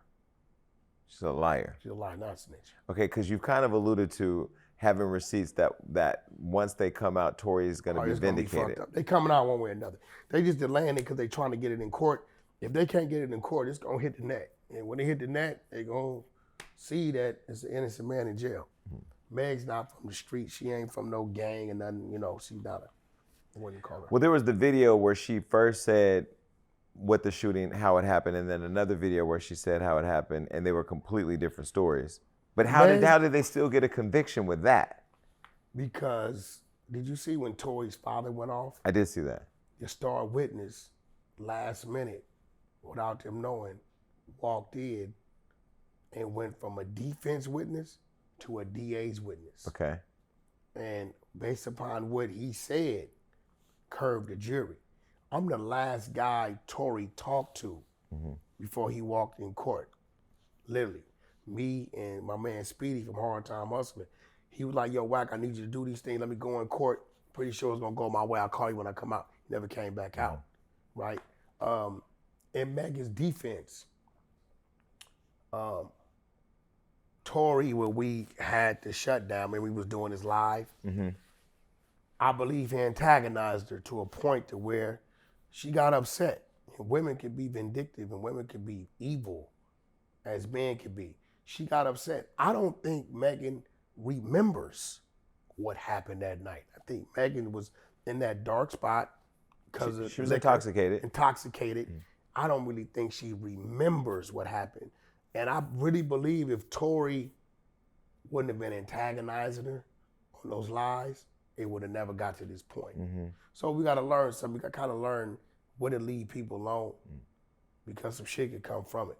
So you think if in your crystal ball, you see him getting vindicated? Yeah. And so what do you think should happen to Meg? Should receipts come out that counter what she said? I don't think they could try her on falsifying a report because I think she's saying what she think it was. But So she may be saying what she really believed happened, but may have been too drunk to recall what actually happened. Yeah, I think that it should be some financial penalties from Meg to Tory. What I want to see Meg in jail? Absolutely not. What I want to see Meg be real with herself if she already hasn't, and going to seek help for whatever it is she does and send her to this space to where she can't recall or remember. Yes. I think Tory has learned from it. And, you know, all things happen for a reason. You know, this may be a blessing for Tory because maybe he needed to slow down. There was a lot going on with bro. You know, it was this shit over here with this artist, these things over here with this artist. Not wishing jail on anybody, but I honestly believe jail saved my life. You sit down for a little bit. Right? You know what I mean? So if you sit down and then something comes out that brings you back, right? You know, maybe, you know, somebody or something put that in your way, you know, to keep you around. Do you think Jay-Z had something to do with him getting locked up? No. I don't know why. They say Rock Nation because she tied to Rock Nation. You know, one way or another, Jay-Z, you know, if he'd have beat the case, right, it wouldn't have hurt Tory. I mean, hurt Meg. Right. So, nah. So is Krishan Rock gonna be like your daughter-in-law or something like that? Not with your son, but like, cause Blueface is like your son. That's his girl now. She got the No, tattoo. that's his girl. That's That who is she is. his girl. That's his girl. That's who she is. Face is tatted on her face now. She followed him on Instagram. He followed her. That man is in love with that girl. Definitely. I don't fight that. I tell Is it in everybody love that. or just like he's No. obsessed? No, he's in love with her. Listen, I argue with his mother every day. I'm like, yo, he's in love with her. Leave him alone. Right? I deal with her as less as possible because I understand who she is and where she comes from. And it's probably going to take Krishan to be damn near 35 or 38 before she kind of like is somebody that you can deal with. When she sees me, she sees a threat because she know I'm the guy that sees. She know I'm the guy that's gonna be in Blueface's ear about what he should and shouldn't do. Ultimately, nephew got to make his own decisions. But I love and respect him enough to whatever the decision may be, you know, to find that equal medium and be respectful. I hope everything turns out. I do have some concerns. I hope that Blueface doesn't have to go through this, another round of this, because he's trying to help somebody that maybe can't do anything with help. But ultimately, man, it is what it is, man. You know what I mean? Like, shit, what could I do? I'm not gonna argue with him. I'm gonna tell him speak my piece, and then I'm gonna give him enough room to do what he wants to do as a man, and stay close enough to him so if he slips and falls, I can catch him. That's all I can do. I think you said that she tried to set him up. Definitely, yeah. Definitely. To have him robbed. Robbed and some other shit. But do you believe that, or it actually happened? No, I got all the messages. And so you told him that? Yeah, showed it to him. And does he believe that? He read it. He read the locations, the other locations, what to do, how to do it, descriptions of where shit was and how to come in. That's what I'm saying. Like, you know, all you could do is put it in front of them. What they choose to do with it, you know what I mean? I wasn't gonna violate him. You know, the old me, I wouldn't have showed him nothing. I would have just looked at it, we'd have reacted to it. But I know who she was to him, so I put it in front of him, thinking that once he saw it, it would have been done with it. But, you know, that's his soulmate. You know, and I got, that's what it is. All I can do is put it in front of him. Even right now, if I see some things, I'm not gonna say, I ain't gonna tell him nothing, he ain't gonna do nothing. I'm gonna put it in front of him. What he chooses to do with it as a man is on him. But you blamed her for him being in jail right now. Okay, the decision making ultimately comes down to him, right? Rock, I can't expect to make intelligent, mature decisions when it's coming down to us dealing with court cases, because she's inexperienced, you know, when it comes to that. To the street stuff. Yeah, Rock's gonna want to do what she wants to do. She's not thinking about, okay, we fighting attempted murder out here. She's not thinking about any of these things going on. And the reason why I'm saying stay out of Vegas, because I'm fighting to keep you out on bail, They want to revoke your bail. So my best thing is to eliminate the possibilities of this happening. Don't come to Vegas, right? So, you know, they run the tricks on them. I want to go to Vegas. Wack said, I can't go to Vegas. Is Wack your daddy? All this shit, right? I mean, he had just beat that case in Vegas too, right? He was still fighting.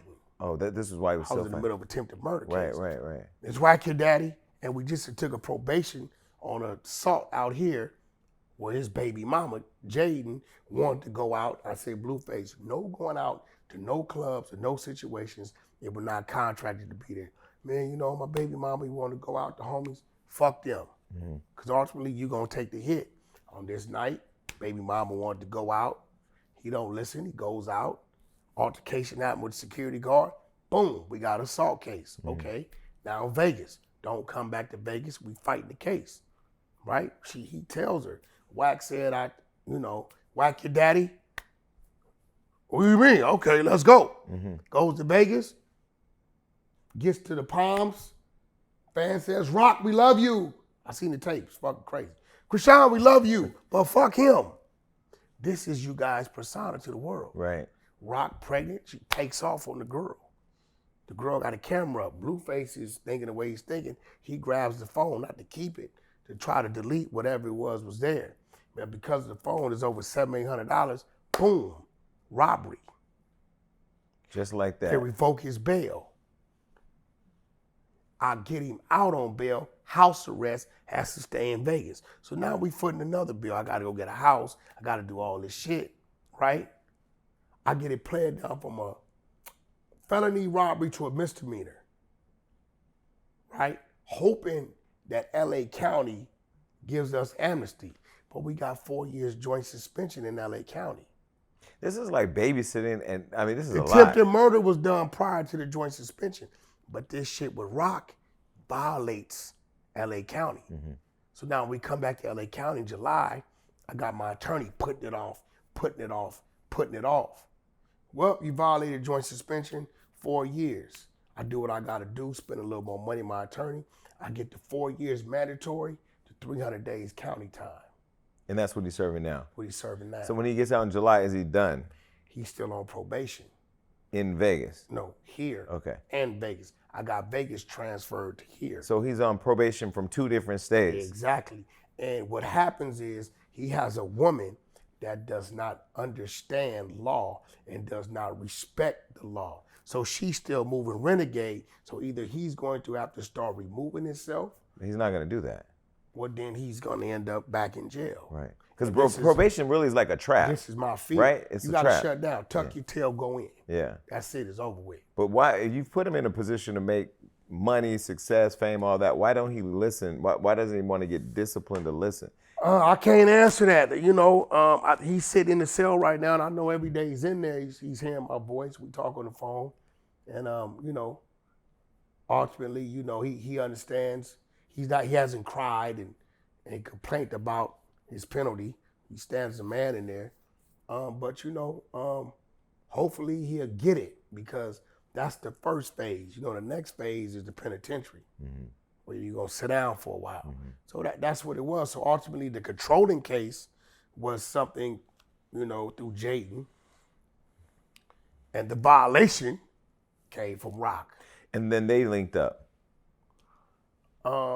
Yeah, I seen that. I didn't understand. I mean, I didn't understand that. I was in the bank when I saw that. I don't know what that is. I don't know. What is that? I don't know. That's you know everything. You gotta know that's, wait, for you to know everything. It's two things. It's either Blueface being a Mac, or it's either two women on some other shit. Right. You know, They linked up and were driving around the streets of Los Angeles on live. Wack, I think I called you. No, yeah. Did I call you? Yeah, you called me. I think I called Blueface too, but she had his phone. She had his phone. What is that? I don't, that's what I'm saying. You need an intervention. You need to call Yana or something. No, she had his phone, so I don't think that was Blueface move. Right. You know, I don't know. But did they trick him out his own bag? Because let me tell you something. Right now, the streets is quiet for everybody. When he's out, it's let's keep it real. Everybody was saying, Rock's the clout. I said, no, it takes Blueface. Rock's the clown. Rock, Blueface piggybacking off of Rock. Okay, Blueface been in jail. It's quiet. Without Blueface, It don't happen. I went on, I'm running for city office. I went on Twitter and I said, free Blueface. And he's talking about freeing the Crip, because my day job is boring with that man in jail. I need him out so we have things to talk about. And I really feel like he's that glue, and I don't know if, because I was checking on him, and I felt like he was kind of spinning out because he was following all of what they were doing. But really, like, you're the ringleader in all of this thing moving. If he would just listen and lock into what he was doing. He's real talented. He's favored by somebody, because this boy get 50 lives. I mean, I didn't beat like 6, 7 cases, man, some serious shit. Yeah. Freeway shootings, they find the guns and shit. I mean, we done 2, 3 gun cases, assaults. He told the stories here, shooting at the gas station. I done beat all kind of shit. But with artists, it happens. When you get them, when it's early, they listen, they get a little money, they start having their own ideas about what they want to do, and they go out there on you. And I know what's gonna happen, so I don't get mad about it. I stay where I can see them, and they want to be their own boss. They want to navigate their own shit, but they also still want you there in case they need you. Right. So when it comes to this, the business is mixed with pleasure and personal, and we know that's a dangerous game. So it's kind of like there's only so much I can say to him, because that's his woman. It's a potential child, involved, and I can only say so much before I'm crossing that line I'm not supposed to be crossing. But if I went down the list of all the things that these women have done to him, and again, this is not me bashing, because some of my favorite interviews have been Blueface and Krishan. Krishan by herself, Blueface and Jay, and those are some of our best and biggest interviews. I love all these people, but Krishan tried to say he was gay. That wasn't true. Then there's the setup of the home invasion or whatever that you put out. There's then Jaden linking up with the ex. It's just list after list after list. At what point does he go, this is just not healthy for me? I hate to say it, but I think nephew like that shit. Has to. Nephew like that shit. That's his thing. We all like what we like. So she said the kid wasn't his. He said he did a lie detector. Is it the son? That's his son. We want to do a real DNA. I think he's like, I don't know. Other gentleman in Baltimore is pretty adamant. He's telling us things that he should know, time frames. So we know some involvement there. But I'm like this. If I would have ever told my baby mama, kid ain't mine, I want a blood test, she would have hurried up and did it. Mm-hmm. When a woman denies you that and say, no, I'm not doing it leaves you room to, like, why? You know what I mean? So is it possible it could be Blueface? Yes. Is it possible it's not? Yes. So until we get the actual DNA test, we won't know. His mother, who you're not a fan of, Carlissa, was here, and her and the brother have both DM'd me. I can't remember who said what, but one of them said they believe you got him beat up in jail, and I don't understand why that would be something you would do. Well, first of all, Blueface is pretty good with his hands. I called his mother,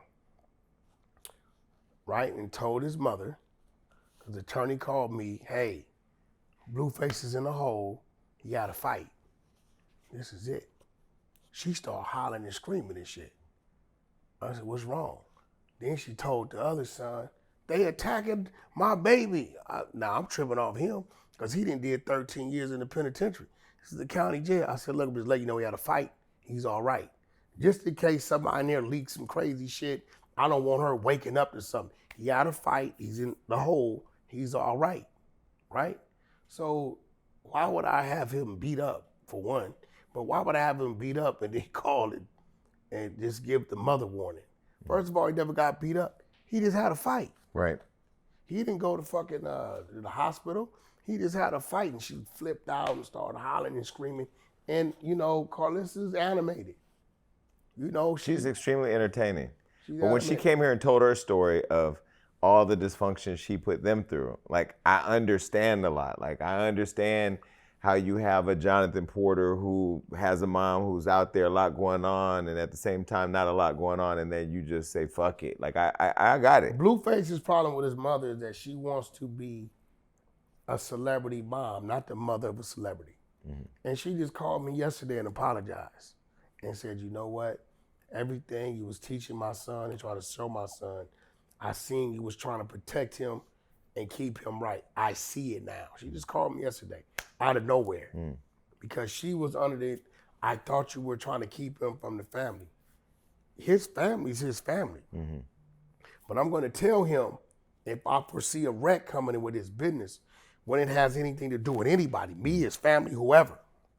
And everything I warned him about, she said it happened with us. Mm-hmm. Every damn thing. But she could switch up tomorrow on Instagram and post it don't matter to me. I mean, you know, I'm mad enough. He doesn't even talk to her. But when he calls, I'll call and tell her he called, he's all right. Because ultimately, she's a mother. Mm-hmm. So, you know, but it backfired on me when I called and alerted her that he had a fight, but he's all right. She started hollering and screaming like I told her a tragedy or some crazy shit happened. And then the son in the background, what happened? Who was that? Is Wack on the phone? What did he say? And that's what she said. I think he had something done to him. I'm like, what the fuck? I'm looking on the phone. Well, she told me to help her get him out. I'm like, I don't even know visiting hours. I don't know what I could do. She argues with me about why can't I get him house arrest. He's had all of these things and have violated all of these things and is at the point now to where we're still trying to keep him from going to prison. Yeah. So, you know, which is coming if all of that circus keeps going. Yeah. She still blames me right now today. She says that, you know, I'm supposed to be able to get him out, get him house arrest. I said, you've seen me get him out and get him house arrest a few times. That's not an option. Right. Okay, so they were on the Zeus Network. They had a show, Crazy in Love. Why don't you just tell them, look, if you want both of these women, why don't we create a show called Crazy in Love 2, TOO, with the three of them, and then just go have your real relationship somewhere. Because he needs peace at some point. Because what he was in is, I mean, them at the house with all the dishes breaking, the kid in the car with no car seat. I mean, like, at some point, somebody's going to step in and be like, we have to do something. You seen the Pops? Which one? Your team didn't give you that the other day when he didn't know that Krishan's live was still on and he had her phone? No, we're not, because we're kind of not following everything right now because there's a missing element. We need on July 3rd. On July 3rd, we're gonna do a homecoming. It's crazy. Because Blueface was supposed to come here literally the day before he got locked up, and he FaceTimed me or called me right as y'all must have been walking in. Were you with him? Yeah. He must have been walking right in because he goes, "Hey man, not gonna make it." I go, "Where you at?" He goes, "Walking in jail." I'm like, "Okay, well, whenever you get out." So he'll come back. That's the picture where they had me talking to the sheriff, and they're like, "Why is Wack talking to the sheriff? Who talks to a sheriff in the court hallways?" Right. And it was funny because the sheriff's my homeboy. Mm-hmm. You know, we grew up Wait, how can you be homeboys with the sheriff? Ain't that? Oh no, we grew up. Ain't that a violation of the street code? No. I just told you, I tell people to go become police. That's my homeboy, been my homeboy. I just sent him, he got twins on the way. I just sent him a bunch of incredible diapers. We grew up, our parents went to school together. My road dog, Pooh Ryder, rest in peace, is his first cousins. Me and him used to battle on the football field. I know his dad, he know my family, we know each other. Because he grows up and becomes a cop, you know what I mean? I'ma see him and not act like I don't see him. Right. You know what I'm saying? So right. That's my homeboy. And it was funny because they like, yo, you talking to dude? Like, I do know him. I've been knowing him 42 years of my life since I've been 5 years old. So I'm not gonna see him and act like I don't know him. Right. So they had the show on Zeus, and now I know you manage Ray and your partners. You now have, Ray has his own network. Tronics. So now are they coming over to Tronics? What is happening in the world? We got 80 episodes, unreleased episodes of the Blue Girls Club on Tronics right now. We got Surveying R. Kelly. But wait, before we get to R. Kelly, coming to Tronics. So with Blue Girls Club and it's girls with the gays, right? Oh, we got Wait, let's reset. Blue Girls Club, that's with cis Tronics. Women. Like 10 women. Naturally born women. Yeah. Okay, so that's Blue's show over there. I thought that was going to be over at Zeus. No, it's Electronics. The network that Ray J owns? Yeah. Okay. Is that you consolidating all your family under one roof now? No, Lemmy, that's my partner. I fuck with Lemmy. Okay. Lemmy was busy at the time, so he was doing some other projects. Ray J was ready to launch. So, you know, I'm a partner over there. I'm his manager. So I'll place that there. We got the Girls Club with 12 transgenders, and one hour shit got crazy. No, this shit worse than Crips and Bloods. Who came up with the idea of getting, what is the name of that show? The Girls. The Girls. So Ray J created an agency called the Gagency. The what? The Gagency. What is the Gagency? The Gagency is the agency that all people from the community come and they. He's managing all the gays under the Gagency? Well, the Gagency is managed by 2 gay people. Okay. Some dude named like Dumpin' D and some other shit. I forget the other dude now. I don't know. But Dumpin' D, an agent from the Gagency? No, is that no, a show? That has to be a show. Yeah, if you go to Tronics, you'll see inside the network, and you'll see the 2 dudes that manage the Gagency. Got it. So all gay shows, all gay actors or gay rappers, whatever you are from the community, They go to the gay department. You go through the Gagency, Got which it. is a subsidiary of Tronics. So Tronics, the network, has a Gagency that manages the gay talent under the network. You got to remember. No, but I mean they're collecting money on all friends. Then. Can you imagine, right? Somebody bringing a gay show or some gay content, and because we got a straight guy, he like, nah, we ain't fucking with that. But it would have made us millions. No, so what we do, we put 2 gays in charge of the Gagency. Who better to deal with the community than people from the community? So if Meek Mill brought a show to y'all, what agency would he go under? Right now, I have to talk about this because this just happened. Nadi from my side is an open transgender. Okay. Right? Invited somebody to my clubhouse room. And this dude, he said, Wack, I'm like you. I'm a masculine man. I work. I got a beard. My woman right here. But I fuck with transgenders. Okay. I said, you're gay. He said, I don't like that word, Wack. Okay. He said, I'll whoop a nigga ass. And he's in the streets. Yeah, he's in the streets. I got a kid, all that. I don't like that word. I said, okay, well, fuck it. Let's figure out a word for you, right? I said, well, you're a yag. He said, what's that? I said, gay in reverse. He said, that shit sound corny. I said, you know what? I got one for you. You're open. You masculine, you don't want, you say gay is feminine, yag is some bullshit, you're open. He said, you know what, Wack? I can rock with that. Because I feel like he has a responsibility when he's meeting with women to tell them, I'm open. What does that mean? I'm open to everything. I do agree. We have to create a climate where people feel comfortable disclosing and he likes who that. they are. That shit was created on the 100 side of Clubhouse. You're open. So right now, I think Meek is open. But we don't have a receipt of him being opened by anybody. Oh boy, the artist. Who, Lil Rod? No, the other one got the recordings. Where Pound Town was going on. Pound Town. Yes, I know who Pound Town is, but that's the girl. No. When Diddy was taking somebody from the Pound Town, and dude, you know, he said, "That's what I'm saying." I haven't heard Meek say nothing to this dude. But they're trying to say that TD Jakes was getting hit from the back too. The Bishop. We don't believe that. What? We don't believe that Bishop TD Jakes was. We know a lot there. of these big pastors are gay. Yeah, but TD Jakes. What's the dude he was with the kids? He paid the people off. The Atlanta. I think he dead now, right? Come on, let's keep it real. I know who you're talking about. Eddie Long. Eddie Long. Yeah, Bishop Eddie Long. Yeah. There's a lot of these. But you can look at his gym photos and you knew he was gay. Now, you know, I don't. Do I think that TD Jakes? Hold on now. Is gay? It's the Bishop. I don't personally. I don't. Right? Would I put my life on it? Fuck no. In Jesus' name, no. But do I think he was associated with Diddy? Do I think everybody that associated with Diddy is gay? No. But this is what's fucked up. Diddy had squad around him. In terms Parties, regular parties. People, everybody at his party wasn't partying. Right. That shit started after a certain time. and wherever Allegedly. they went to. Right? No, nah, ain't no allegedly. You think Them the party, niggas- because Oh, that's a I've been to fact. Diddy parties till 4 or 5 in the morning. I didn't see nothing. Maybe it's 6 in the morning. No. What happens is, you know, them handshakes is going on, around, you know, handshakes going on, and people that entertain the handshake, right? They get to stay? Yeah, and they know where they going. So you got to. It's a percentage of people that go to a Diddy party because they know why they go on the party.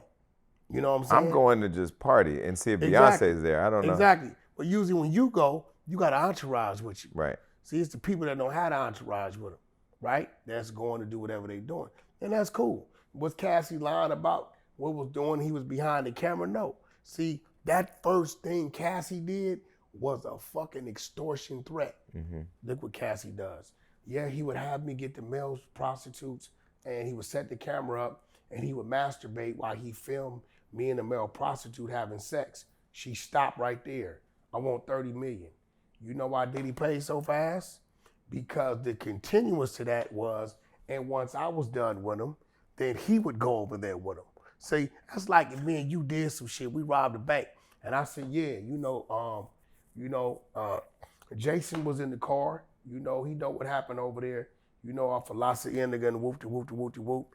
Yeah, you know, just do what's right. You know, on that day you was driving when I robbed the fucking bank. So you think Cassie's whole thing was a money grab? For sure. And she got the money. She got the bag. But then she opened up the floodgates for everybody to dogpile. Because now she's angry about the things that, you know, he may have put her through, the abusive things. And she's not lying about a lot of those things. I mean, I've said recently, people have said he's the devil, that he's evil. I don't think he's the devil. I just think he did it. Right. You know what I'm saying? This is what he been. And I tell people, a lot of these people break the law. They just don't get reported. You know what I mean? And a lot of people start, because of the money and their resources, they think they bigger than the law. They above the law. So, you know, at the end of the day, do I think Diddy's going to jail? If that white boy tells them people what they want to hear, he going to jail. He going to have a drug trafficking charge. You know what I'm saying? It's a reason why they waited to arrest him at the plane. They already done trick bagged him. By the time they set him down, we got you on 10 different things, but what's up with this? But what did you think about seeing his kids in handcuffs, though? I thought that was kind of fucked up. What was? When they put his kids are good kids. What was that? Was that, you know, putting them, we don't see Trump's kids in handcuffs. Why would you put Justin and Christian in handcuffs for the world to see? Well, they're black kids in America. Right. No matter how much money the daddy got. But I think it's a safety and a precaution because, you know, they painted a picture of Diddy as if, you know, it's firearms, it's guns, there's all these people there. You know what I mean? But do we blame the law or do we blame Diddy? But what do you think about this new culture where the new money grab is, if I say Wack 100 threatened to kill me or put a gun to my head or said I was this or that, you could sue me or take action. But if I put it in a court document, the court document then gets released in the press is doing the dirt now. Now I can't do that. Like, don't you think that that's kind of fucked up from public figures? It is. That's why right now it's dangerous. You got to isolate yourself. Come on, Jason, we all watch each other. You've been going where you need to go. Once upon a time, we would be like, yo, pull the sprinters up, we gonna roll. Where we going? Shit, I don't know. Right. We jump in the sprinters, the cars, shit, pull up on such and such. We get a text, yo, the day party going on over here. Yo, bro, we was just moving. Yeah. It's dangerous to do that now because of what you said. You know what I mean? So everybody has to slow down, get rooted, and go around those people that you know you can be around. Right. You know what I mean? You can't just mix and mingle because a person will tell on you, make up some shit. We'll think, okay, attorney, what do you want? 2 million. All right, well, what's your fee gonna be? You know, it could get drawn out, 750,000. Well, what you think, man? I think we can offer him $500,000 and he'll go away. So then we make a decision based on the money. But then once we pay him, we guilty. Right. That's crazy. You understand what I'm saying? That's great. And just even with like public perception, now you're guilty, whether you are or not. That's what it is. Okay, so speaking of public perception, people think that R. Kelly is a child molester. Is he? No. But then again, when it comes to R. Kelly, Now I'm talking about his current situation. Right. You know, we talk about it. Let's talk about it. R. Kelly was what, 28? Rest in peace, Aaliyah was what, 15? When they got married. Some shit like that? So that's definitely, I'm not with that, right? Unless the parents gave the consent. If the parents or the guardian gave the consent, then we can't call him a child molester. So who's to blame then for that? It's an inappropriate relationship or immoral relationship? Because it's not illegal if the parents gave consent, it's not illegal. Right. So now some inappropriate and immoral is the same shit. But now we're gonna talk about it. Shit. Jay-Z was 28 and Beyonce was 16, right? Allegedly. No. Ain't no motherfucking allegedly. Right? Now, I don't know if it was parental consent. And Beyonce's from Texas, and I believe Texas is 17, 18. Jay-Z's from New York, 17, right? So, you know, it might be distasteful in some eyes. Now we'll look up, I will look up and say, well, they're still together. They have beautiful children. They're working well together. So the intentions, you know, were positive. I wouldn't say that Jay-Z on some bullshit, but it's the same thing, you know.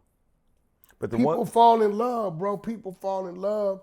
And I hate to say to some of you black people, y'all go talk to some of your great-grandmothers. If y'all go look at some of your great-grandmother's obituaries and some of your great-grandfather's obituaries, you will learn that nigga was 29 and she was 14. And you go look at when your oldest auntie or uncle was born, and you will learn that these things been going on amongst our culture for a very long time. Me and my cousins recently had this wild conversation where our grandmother's first kid was when she was 12. How old was grandpa? Yeah. Well, how old was he? He was older. No, how old was he? I don't know his age because I never. That's what I'm saying. Yeah. So, you know. It doesn't make it okay though. I really believe this. If parents give consent, and looking at Jay-Z and Beyonce's parents back then, where she was, it wasn't like they would have gave consent because she needed a handout or needed taken care of. They were successful, right? And they gave consent, and we look up 10, 15 years later, and that's still strong. Then I would say the parents made a right decision. With Aaliyah, damn, wasn't Jay-Z involved with Aaliyah too? Allegedly, that's what they said. Cause that's kind of what him and what's the boy? Dame Dash. And he was before Dame Dash. Correct. And Aaliyah was 18 with Dame Dash? Around there. So he was, I don't know, man. So do you think, because the whispers, I know you hear the streets like I hear the streets. The whispers are people are now saying Jay-Z's name very lightly. They talk about Diddy, but they're talking about Jay-Z. Do you? Yeah, but at the end of the day, Jay-Z still with Beyonce. I believe both of them had some type of legal consent from the parents. And I'm looking at their marriage and their situation, and you know, this goes to prove what some think is distasteful may be the next person's future. But if you have consent from the parents, if she's still 15, 16, and you're 28, that's crazy. Was it crazy? Not to say that it's not. But they're a power couple today, right? They are today, but I mean, I wouldn't let a 28-year-old take my 15-year-old daughter today because of what future potential they may have together. That's a fact. Yeah. But this is the world we live in. I know it's the world that we live in. This is the world we live in, to where it's selective politics. Because it's R. Kelly over here and it's Jay-Z over there. So we're saying the rules that apply to R. Kelly are not rules that they would ever apply to Jay-Z. That's a fact. So now R. Kelly, though, the sex he had on that tape with that one girl that we all saw in the hood, she was like 14 years old, the one he peed on. That was, no matter what state. Was it? That was dismissed. They dismissed. That's when we thought he was all going to jail. So he didn't get convicted of that one. You don't remember he was dismissed? They dismissed that shit. So many charges. I don't know. I thought he was the one he's in jail for now. right? And the text messages out there was crazy. They didn't allow this shit in court. But hopefully on this other appeal, it'll be all right. The parents of the girls actually was communicating with R. Kelly, told R. Kelly she was 18, right? Was visiting. R. Kelly was looking out for him like they was one big family. And then the girl got cold feet maybe 6-7 months into it and told R. Kelly, I got something I need to tell you. And he said, what? She said, I'm 17. So he was lied to even by the parents, right? Mm-hmm. So, but at the end of the day, people are going to say, well, what about Aaliyah? What about the situation you was talking about? Mm-hmm. A few of these things was dismissed, but the feds got him because she was 17 and he had crossed state lines and all this other shit. But he did it thinking she was of age 18, but even at that age 18, R gotta be 50-something, right? Right. He had to be in his 40s. So to the world, they're gonna say it's distasteful, but in his mind, he was still within the legalities of the law. So people watching all this now, because online when I posted something about Drake and Kendrick's beef, this back and forth, people were like, hip hop in general is all about pedophilia, because you got the old dudes dating the young girls, you got this, whatever. It's always went on. Is that something to be said just about the communities that we grew up in or that we come from, and is it still the same today? I'm finna fuck him up with this. Fellas, a lot of y'all go to strip clubs. Am I right? Yeah, everybody's at the strip club. 35, 40, 55, old school players, all that. Okay, Jason, I'm gonna let you answer.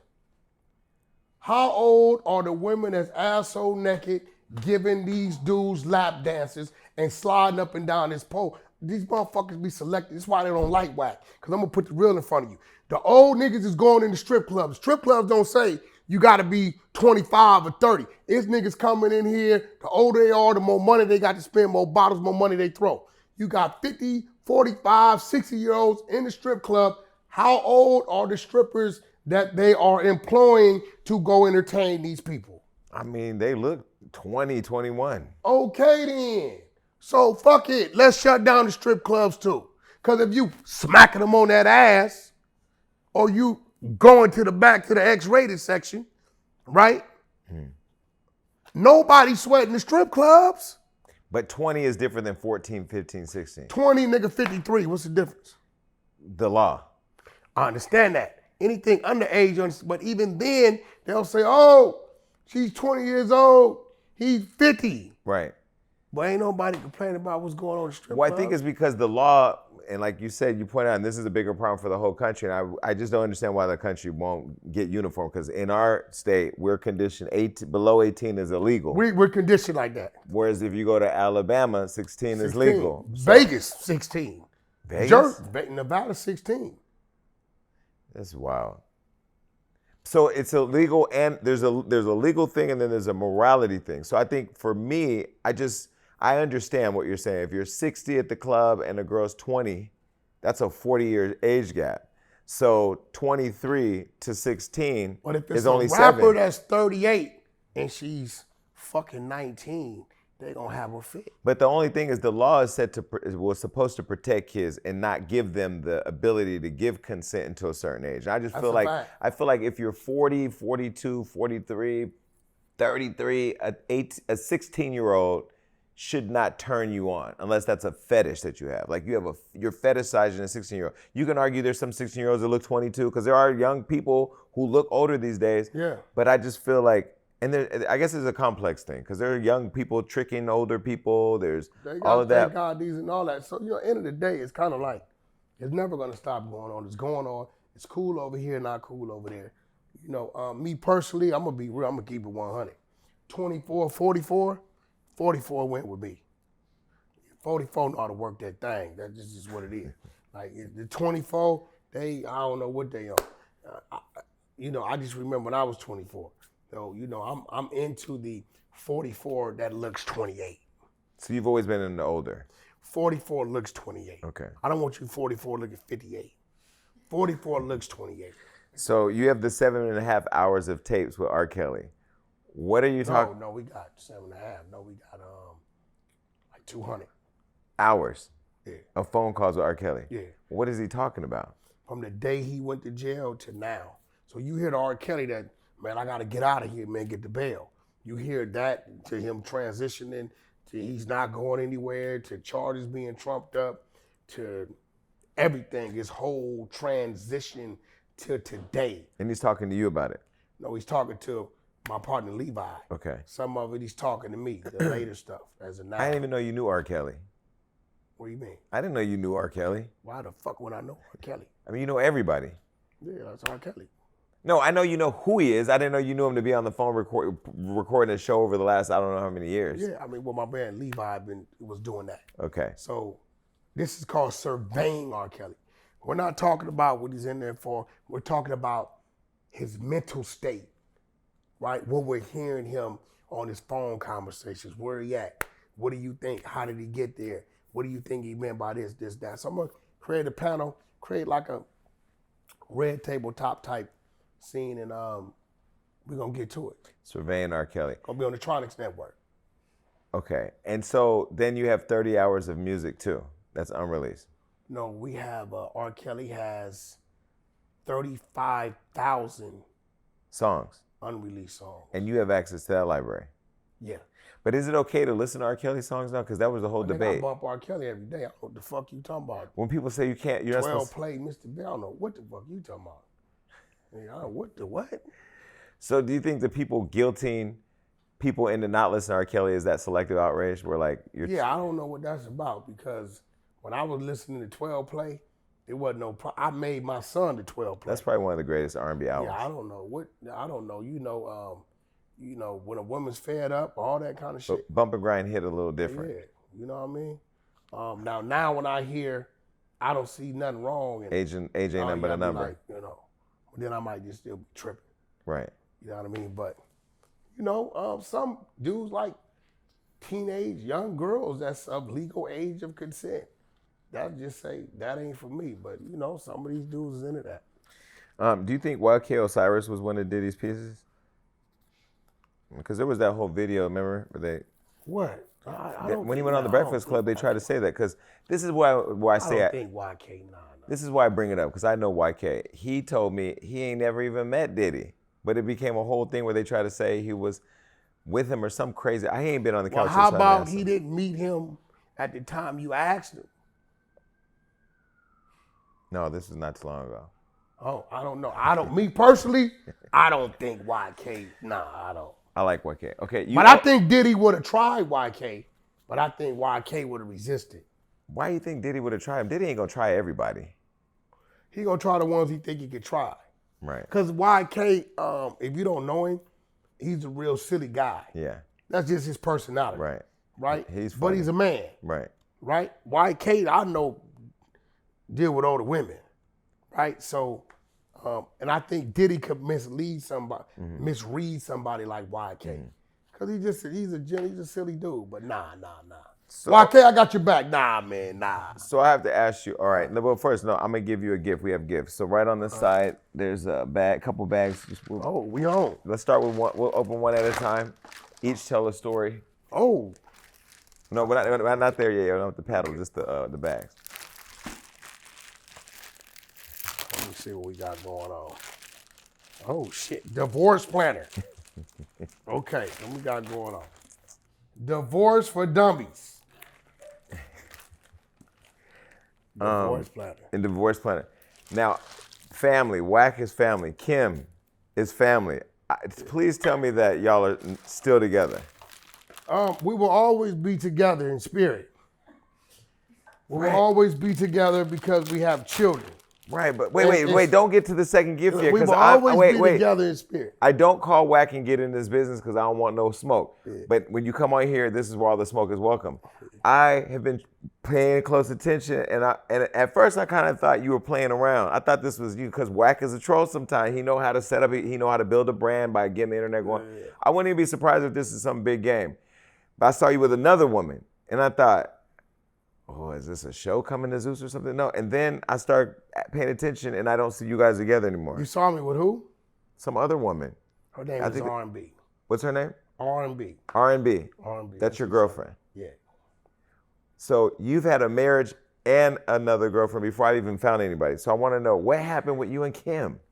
Man, this is his rock of forever. Yeah, we've been together since I've been like 14. We met each other at 9. You know what? I just think we both we got to a point, I won't even say we grew apart, is that I think we got to a point that we didn't hear each other. You know what I'm saying? Yeah. And because I'm into keeping the foundation right, the friendship and shit like that, right? I haven't pulled back. Kim still live the way she live. I still pay everything I'm supposed to pay. She drive the shit she drive. She move how she move. But we're definitely separated. Been separated. For how long? About 2 years. 2 years? Yeah. But But this how it's supposed to be. See, y'all expect when a separation happen, right? It's supposed to be all this crazy sloppy shit. and messy. And all, yeah, like I'm not her enemy, she's not mine, right? I still, when shit need to get done, certain shit need to get done, I call her, text her, she get it done. You know what I mean? This need to get done, that need to get done.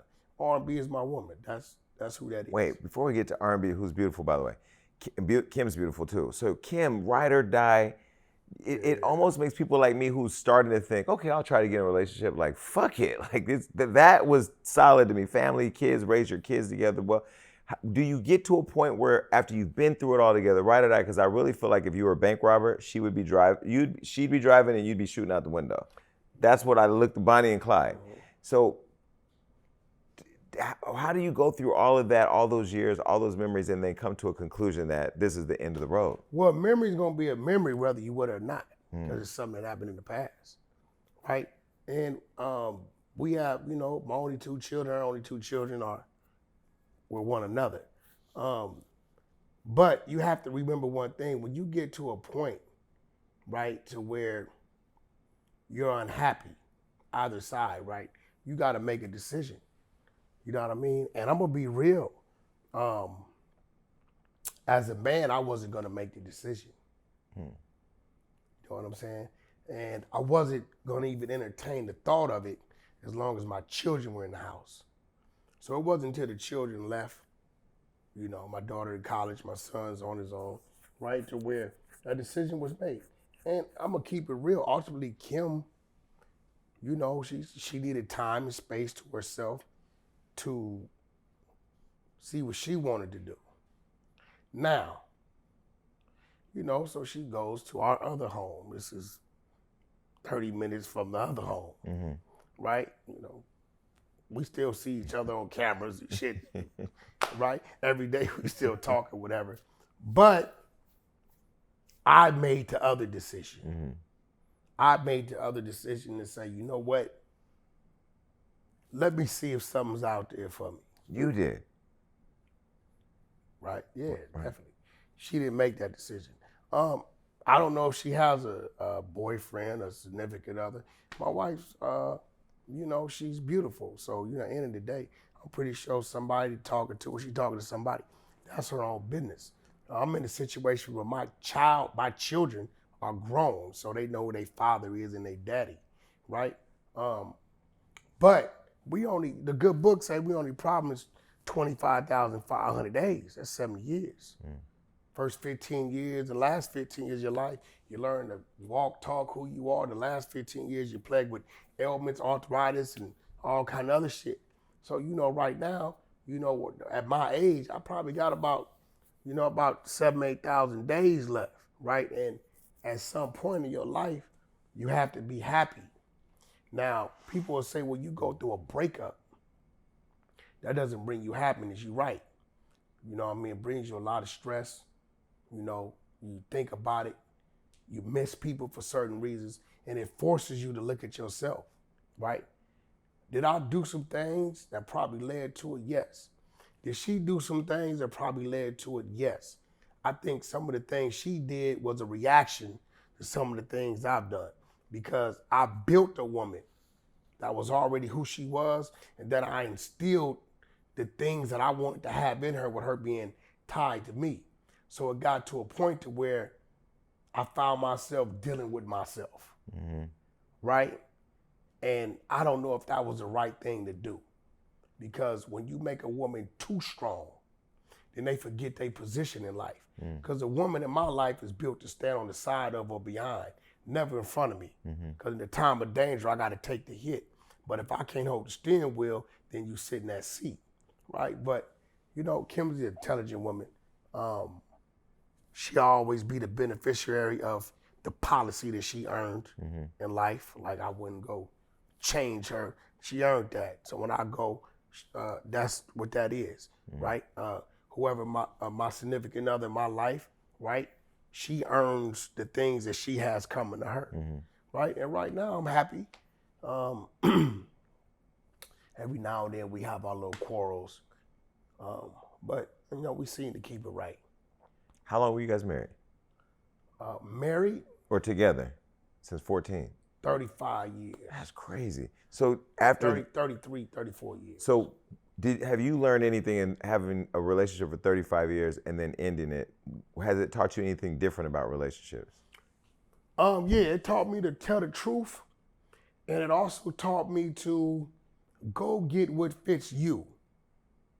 You know what I mean? So if you're a guy that need two women, you need two women in your life, right? They have there's a community for that. You know what I mean? And when you enter that community, right, now you don't have to lie about shit. You know, because my girlfriend has a sister wife. Right now? Yeah. So you have two women? Well, you know, this is my woman and her sister wife. Wait, so you have the one girlfriend and then her sister wife is a woman that she brought in? How does a sister wife work? That's when I learned not to lie. Because Floyd always said, when people try to attack Floyd for having all these girls and strippers and this, he said, you know what's so crazy is all of you out there getting that trophy wife for the cameras, but then you fucking all the strippers. You should marry who you want to be, but you should be who you want to be with. Shit. And I'm going to be real, man. You know, with Kim, my only wish is that, you know, we always maintain our friendship and our respect. You know. Yeah, because y'all had something different. Yeah, you know, yeah, we trained each other. You know, we always maintain our friendship and our respect. You know, it's gonna be some hard shoes to fill coming behind me. Because you're dealing with a woman that's used to a certain way of life, a certain type of man, and you're dealing with a woman that always has an option. It's the mother of my children. So it don't matter where she at, what she doing, you're never gonna have her in a situation to where she has nowhere to go. Or she's restricted from if she can leave or not. You know what I'm saying? You know, she gonna always be able to call the travel agent and say, book me a flight. And that's what it is. You know what I mean? So you got some big shoes to fill. But are you gonna be able to see her with another man? Yeah. Because I think it would be kind of intimidating who you are. I told Games, if I knew he'd pick up, I'll let him tell you. To all the men, it's a secret to this shit. It's like when a person is trying to, a snake handler, right? They administer themselves with small doses of snake venom. So if they're ever bitten, they can deal with it a little better. This won't kill them. So when you kind of see your relationship going somewhere, and I told Game this because he asked me years ago, bro, how do I know when it's done and I can deal with it and I can walk away? I said, well, right now, if you've seen it with another man, would you flip? He like, yeah. I said, okay, bro. When you can visualize your woman fucking the neighbor, him beating that pussy up, and you don't trip, that's when you can walk away. And you're okay, you're there. So what I started to do is when I seen it slipping, I seen us bumping heads a lot, I started to administer those thoughts, right? And administer those thoughts. And it wasn't until I knew I can visualize that and I was okay with that, right? That's when I stepped out. And so what is the conversation like after, because I feel like when she goes to start a business, you're right there to make sure you're putting all the pieces together. When you're on the road or you're doing things. She started a business since we've been separated. I financed. No, I mean like when you guys come together to have the conversation, what is the conversation like? Is it just that I'm going in a different direction, you're going in a different direction? Well, see, this what happens, right? women learn from this. This is why I told you I didn't take the first step. When you leave the home and go somewhere else, although I know where you at, men, we're gonna assume the worst. If you get that man anything past 3 days, if you let the 3 lead to 7, and the 7 lead to 30, and the 30 lead to 6 months and a year, we done already told ourselves you done did everything in the book anyway. Regardless of and what when you you're say. dealing with a motherfucker with pride and ego, right? At that point in time, we ain't trying to guess and figure out what you done did. We just gonna find you guilty of what we think you done did. You understand what I'm saying? So, at that point, once you accepted that part of the relationship is done, right? Everything else is just what it is. If it's business conversation, you had a business conversation. I'm not going by there to make love to you, to touch you. I'm not going by there to do that. I'm stopping by there. We conducted business. We got something going on with the kids. That's cool. Like right now, as long as we're still intermingling with shit, certain things got to be respected. If I walked into a restaurant and she was on a date, I wouldn't trip, right? I would trip that if the valet park pulled up and dude got into a vehicle that I paid for, then it's a problem. Right. If she got into his vehicle, I'm not tripping. If they got into separate vehicles, I'm not tripping. But it's those little attachments that gotta be respected. And she know who I am. She knows me well. Because if she got somebody she's interested in, the last thing she wanna do is put him, in my crosshairs like that. You know what I mean? So she understands me like I understand her. So 2 years you guys were separated. When somebody tried to expose that you cheated on her, were you guys separated then?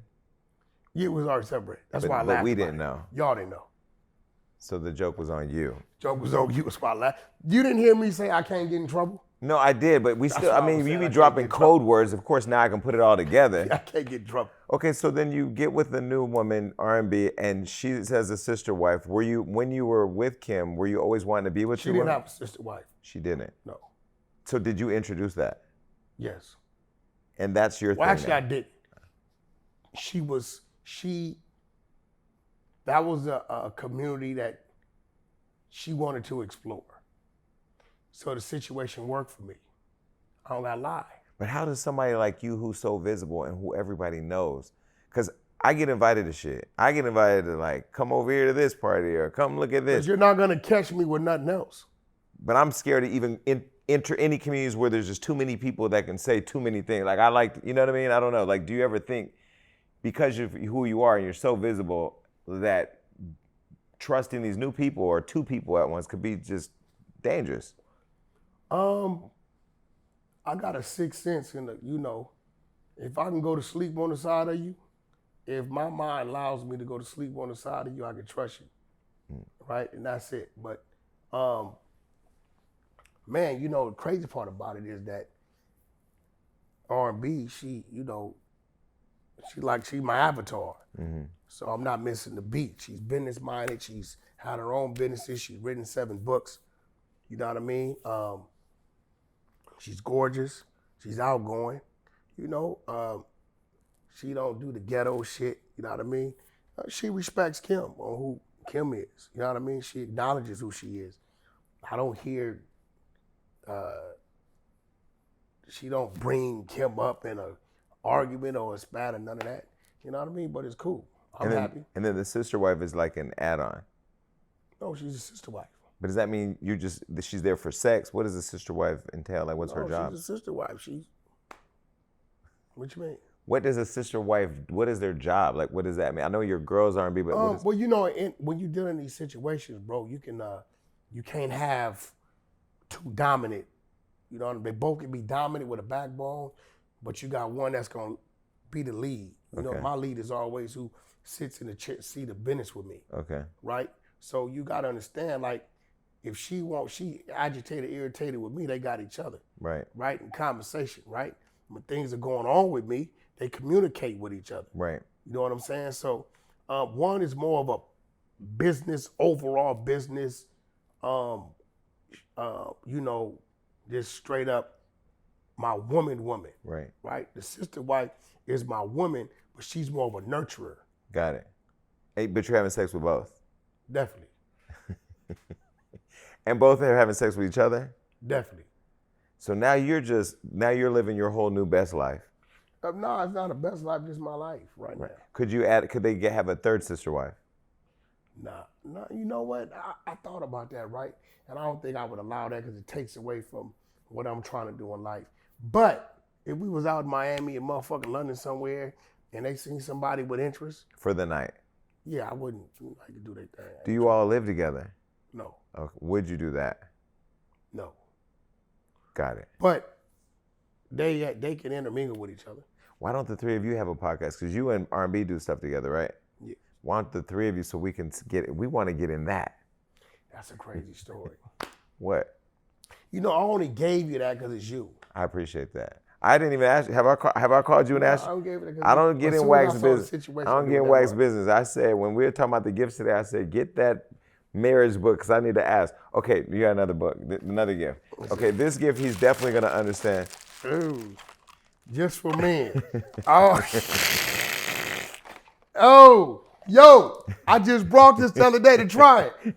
So wait, show it to the camera. Shout to Joey Crack. We got it. Fat Joe. Shout out to You didn't even know that this existed. No, I just saw it the other day. Yeah. Like 2 days ago.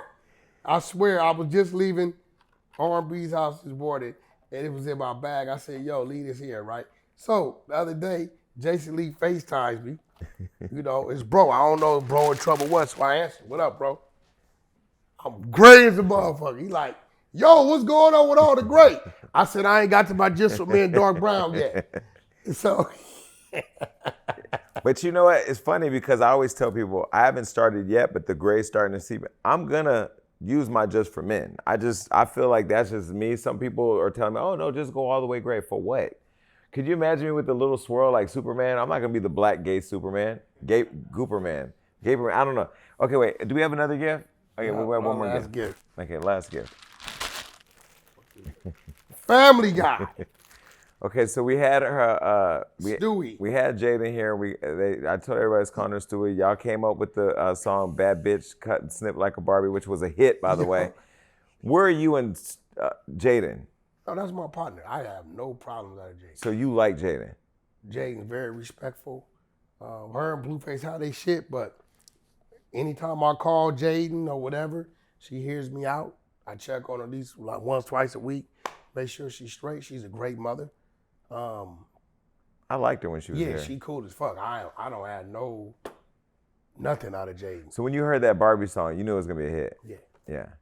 But that's Blueface. Right. I mean, it's he doesn't get the credit he gets for. He's very smart. No, he doesn't. He doesn't. Check this out. Shout out to goddamn Jason Lee. Get ready. How did you and Adam 22? You know what's funny is when Wack started trolling y'all dummies on the internet, I called him. I said, look, I laugh at it because I see what he's doing. Even with me, when I want to go viral, I want to do something. Because if I could do it all day long, I just choose I'm not in that space anymore. I'm in therapy. When you and Adam linked up, how did that relationship come together? Because now when I see y'all moving together, it's almost like it's a viral moment after a viral moment. Adam called me when he had his transition over there. I asked him if I can come through. I thought about it. And, I'm like, a lot of people wanted No Jumper to sink, which I don't think it would have sunk, but it was going through his transition because everybody had left. And I was like, if something was to happen to No Jumper, it's the only platform like that on the West, right? And then what's there for the up-and-coming artists? What's there for, if it was to happen? Adams, he's in a great financial situation. He has plug talk shit that keeps it going regardless. So I said, you know what? Let me go over here, plug in Adam, and see what happened. So when I got in there, automatically seeing, okay, we're the yin and the yang. So people thought that because Adam is the way he is, he says the shit he says, no way Wack's gonna last in there, right? Why? Why would they? Who thought that? Adam go gay central on you. Yeah. Right? Yeah. So they thinking I'm gonna flip out. Yeah. But at the end of the day, they're just content to me. So it's the yin and the yang. Yeah. Right? So Adam is great at what he does. Why haven't I been invited to the show yet? You have been. I told you we want you up there. You didn't tell me that. Bullshit. I said, let me know when I want to come. Nori says he's coming when he come out here. We want you there. I'm coming. Okay, we're going to set it up. I got to go there from here. So, Adam, he's very different. He's very intelligent. He's calculated. And what people have to understand, Adam's a white boy. Yeah. Okay? When you grew up, you always had those white boys on your football team. They do white boy shit. Yeah. Right? He is the true, authentic New Hampshire white dude. Right? But what I don't like is they act like Adam then opened his doors to a bunch of people that was inexperienced and say, come on in here, use my platform, let's see what you got. You got a voice, you got a face, so you can spin off, regardless of the situation may be, and do things. People left no jumper with the following, with the face. You know what I mean? So the fact that he's opened the doors for people of the culture to come in there, learn some shit, build, and create a following, you gotta salute him on that. Yeah. No, You have to. I respect them. I don't understand plug talking how they have sex with every guest to come on after. Oh, the room is at the building. You know it's a room. You know they do it at the building. No, I didn't know. They have sex there? Yeah. And then film it for their OnlyFans? No, they film it there. They do an interview, and the chick they interview, then they go into the bedroom that's at the building and have sex. And then put that on their OnlyFans? There you go. I mean, it's a crazy business model, but it works. There it goes. Okay, I'm gonna pull up. What is next for you? I mean, I feel like you've done it all. We got, I'm about to relaunch the 100 show over there at my building, targeting underground artists only. We're gonna go through all your shit, your profile.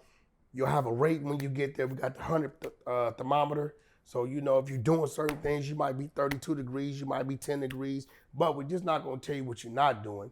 We're gonna offer you the service to fill in the blanks of what you should be doing. You know, we're gonna do the freestyle. I'm gonna bring back like that basement style thing mixed with a little artist development, right? We're gonna have playlists, No Jumper playlist on Apple and Spotify, the 100 playlist on Apple and Spotify. I got Birdman from Cash Money, TDE from Top Dog, Ghazi from Empire. Oh wow, those are all hitters. My boy Monarch, right? I got to reach out to Alan Grunblatt, who's over there at Warner. All these people will be plugged into us, watching the independent up and coming artists. So I'm building that platform. Incredible Diapers Congo, Incredible Diapers Nigeria. You get what, a $30 million deal over there? What was that? That was a partnership. I saw that. Yeah, that's like 200. Incredible Diapers Congo, Incredible Diapers Nigeria, and Incredible Diapers Bahrain, by way of the Middle East. That's coming between third, fourth quarter. We're at Amazon, Walmart approved on the regional side. So it's gonna be a heavy launch of the diapers and the incredible community that I'm creating, to where we're sponsoring babies from the diaper on up to college and everything in between. Okay. Speaking of incredible diapers and Nick, I forgot this other fact that I found out about. I didn't know that you're the one that told Nick that Kim and Ray J had a sex tape coming out. We had the warning. And you know, you're the reason why Kris Jenner doesn't like me. Did I tell you she called me and went off on me because of you? Me? Because she found out about what I found out about because of you, and she called me trying to press me. She called me talking to me like how you call and talk to people. I said, hold on. That ain't gonna happen. One day you gonna meet a motherfucker that don't give a fuck and you just met him. No, and now wait. she doesn't like me. Did she? She doesn't like me. She put her attorneys on me and everything. For, Because she heard me and you were plotting. I said we were just talking. What? We were just having a conversation. Right. That ended up. Well, anyway, can you fix that? Do you have a relationship with that woman or no? She doesn't like me now. She won't even return a text. I texted her the other day. I said, "Hey, Chris, thinking you just, I'm here to connect you." Crickets. Sports show with Caitlyn Jenner and Lamar Odom. I'm one of the partners in that. Right. Lamar wanted to come here, but didn't want to bring Caitlyn. I need Caitlyn to pull up. Why didn't want to bring 20-foot hill and everything, huh? Why didn't want to bring Caitlyn? Caitlyn's avoiding coming. Lamar wants to come, but I want Lamar and Caitlyn together. You need the contact with Caitlyn? I need them to come together. I'll get you the contact. Okay. But We're in the process of selling that show off to a network. Okay, his hands is literally And everything. we got Tronics. Tronics is coming. Download, subscribe, Tronics. Go to the 100 Show YouTube. All you independent artists, tap in. And if you're gay, go to the gay agency. Gagency. To all my people from the community, go to the Gagency where we take shit serious. I can't. We're gonna take that clip. Wait, so can you fix the relationship with Kris Jenner, or should I just keep trolling them until they call me? Because I could get it either way. I mean, I'm trying to change my life. I don't know. Kris. When she see me, she see a Ray J face. But she was in the room when they was negotiating. I don't know why they should be. She was the editor and everything. She decided what came out. I don't know why. If you see Ray J face, you should look at what it brought your family. She should be cool with that. But Ray was going like ham. He was on. Remember, he did that whole Instagram live, and then all of a sudden silence. Did he get a bag or something? Get a what? A bag. I mean, Ray J got a bunch. He got Louis bags. No, Gucci I'm bags. saying you had the extra tapes. I'll say allegedly. This is Jason talking. You had the extra tapes. You had the signed contracts. You had the behind-the-scenes footage on the jet where they were talking about what was going to go down. You knew that there were two more tapes. Talking shit. You had it too. I did. But I didn't drop it. It's just when they found out I had access to it, I started getting lawyers. How did they find out? Kris Jenner is the CIA. How did they find out that I was in New York and get a phone call that says Kris Jenner. I'm thinking maybe I'm getting invited to the Christmas party. I'm like, hey, Kris. And it was like, hold on, I protect my family. Like, she ran down on me. I said, wait a minute. I was going to Rihanna's party. I said, hold on a minute. What you not going to do, whatever you think this is. And so then we started going back and forth on text. So I needed receipts. I learned from you. And then I put it with the attorney, and then I don't know what happened after that, but then now she don't talk to me anymore. All I was doing was just collecting information. Well, you didn't really collect that. I kind of sent it to you. Facts. But this is what she said that is really crazy. She put this in writing. I'm gonna protect my family with content or property that, no, not content, back up. I'm gonna protect my family with property that belongs to us. That's what she said.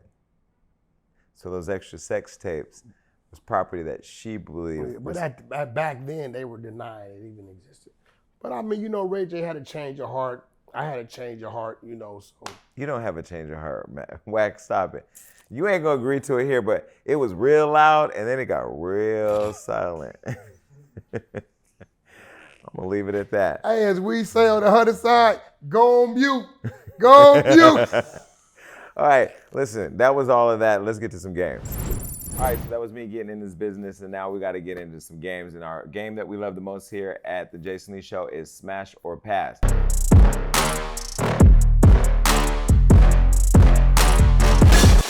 And since, we kind of brought it out the bag today that you're in a relationship, but you're recently, are you separated or divorced?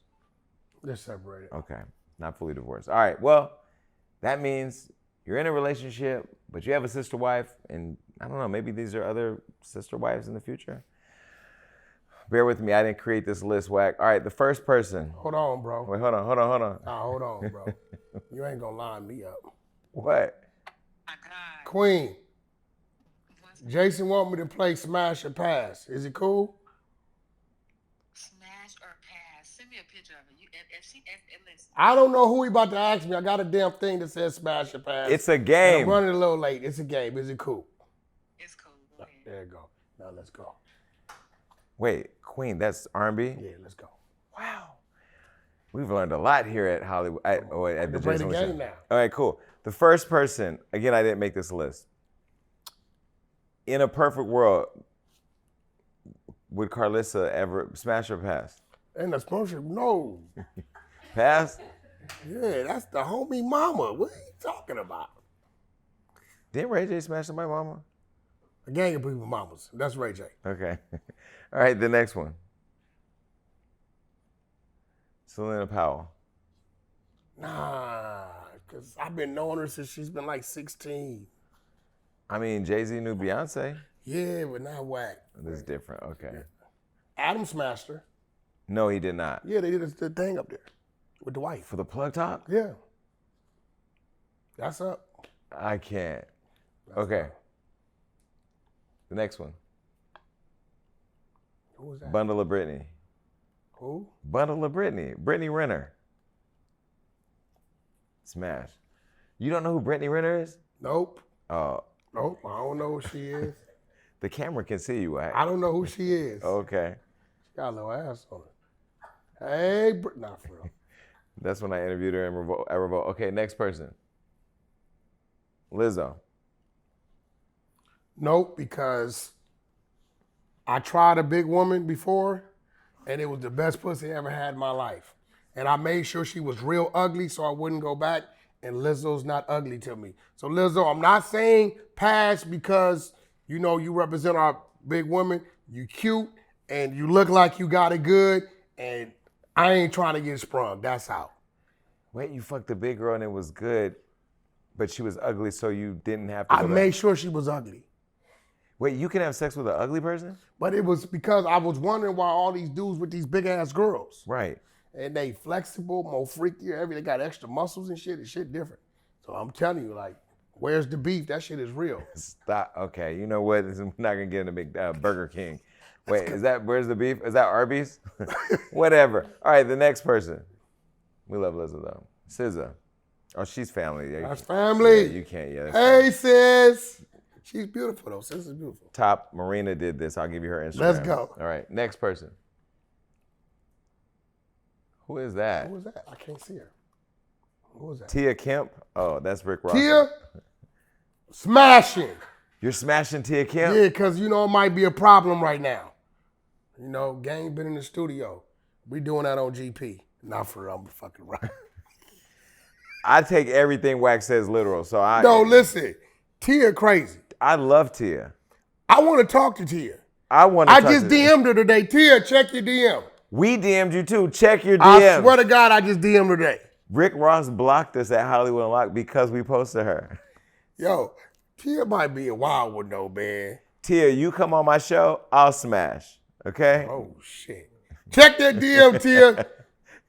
Check your DM. All right, the next person. She's bad. Shinseiya. Oh, yeah. Sister wife number 3. Okay. She gotta get smashed. She's bad. Okay, this person was a friend of the Jason Lee show. She's been up here. She's a wild one. Tommy Lee. Come on. Why would you want to do? We love Tommy. Tommy's cool. Tommy's a gangster. Yeah, but Tommy, man, why would you? This is bad. It's just the game. Smash or pass? Pass? It's a revolving decision. It's an evolving decision. Okay. Yeah, I don't want Tommy to go viral. We'll leave that alone. Okay. And the last one. This one right here, friend of the Jason Lee show too. Who that? Sukiana. Suki with the good coochie. Suki's part of the network. So this would be a violation of company policy. You getting smashed, Suki. Suki with the big chain or some shit like that? No, that's Suki with the good coochie. That's her name. I'm not saying that. That's her name. She's brown skin. She has a very nice tattoo. Yeah. Nice lipstick. She can get MC8, late night hype. I can't. All right, listen, I'm going to let you get out here. Wack, you can come anytime you want. Next time, don't take so long because then we won't have a 4-hour show. And then I'm coming on the show with you and Adam. All right. All right, pull up on Wack. Go check out the podcast. Check out, just check everything out related to Wack. And go to Tronics because they got all the shows over there and the Gagency. I might join. Peace. Hey, thanks so much for watching The Jason Lee Show. To watch more episodes like that, click right here. And if you want to see more, subscribe below and click that notification bell.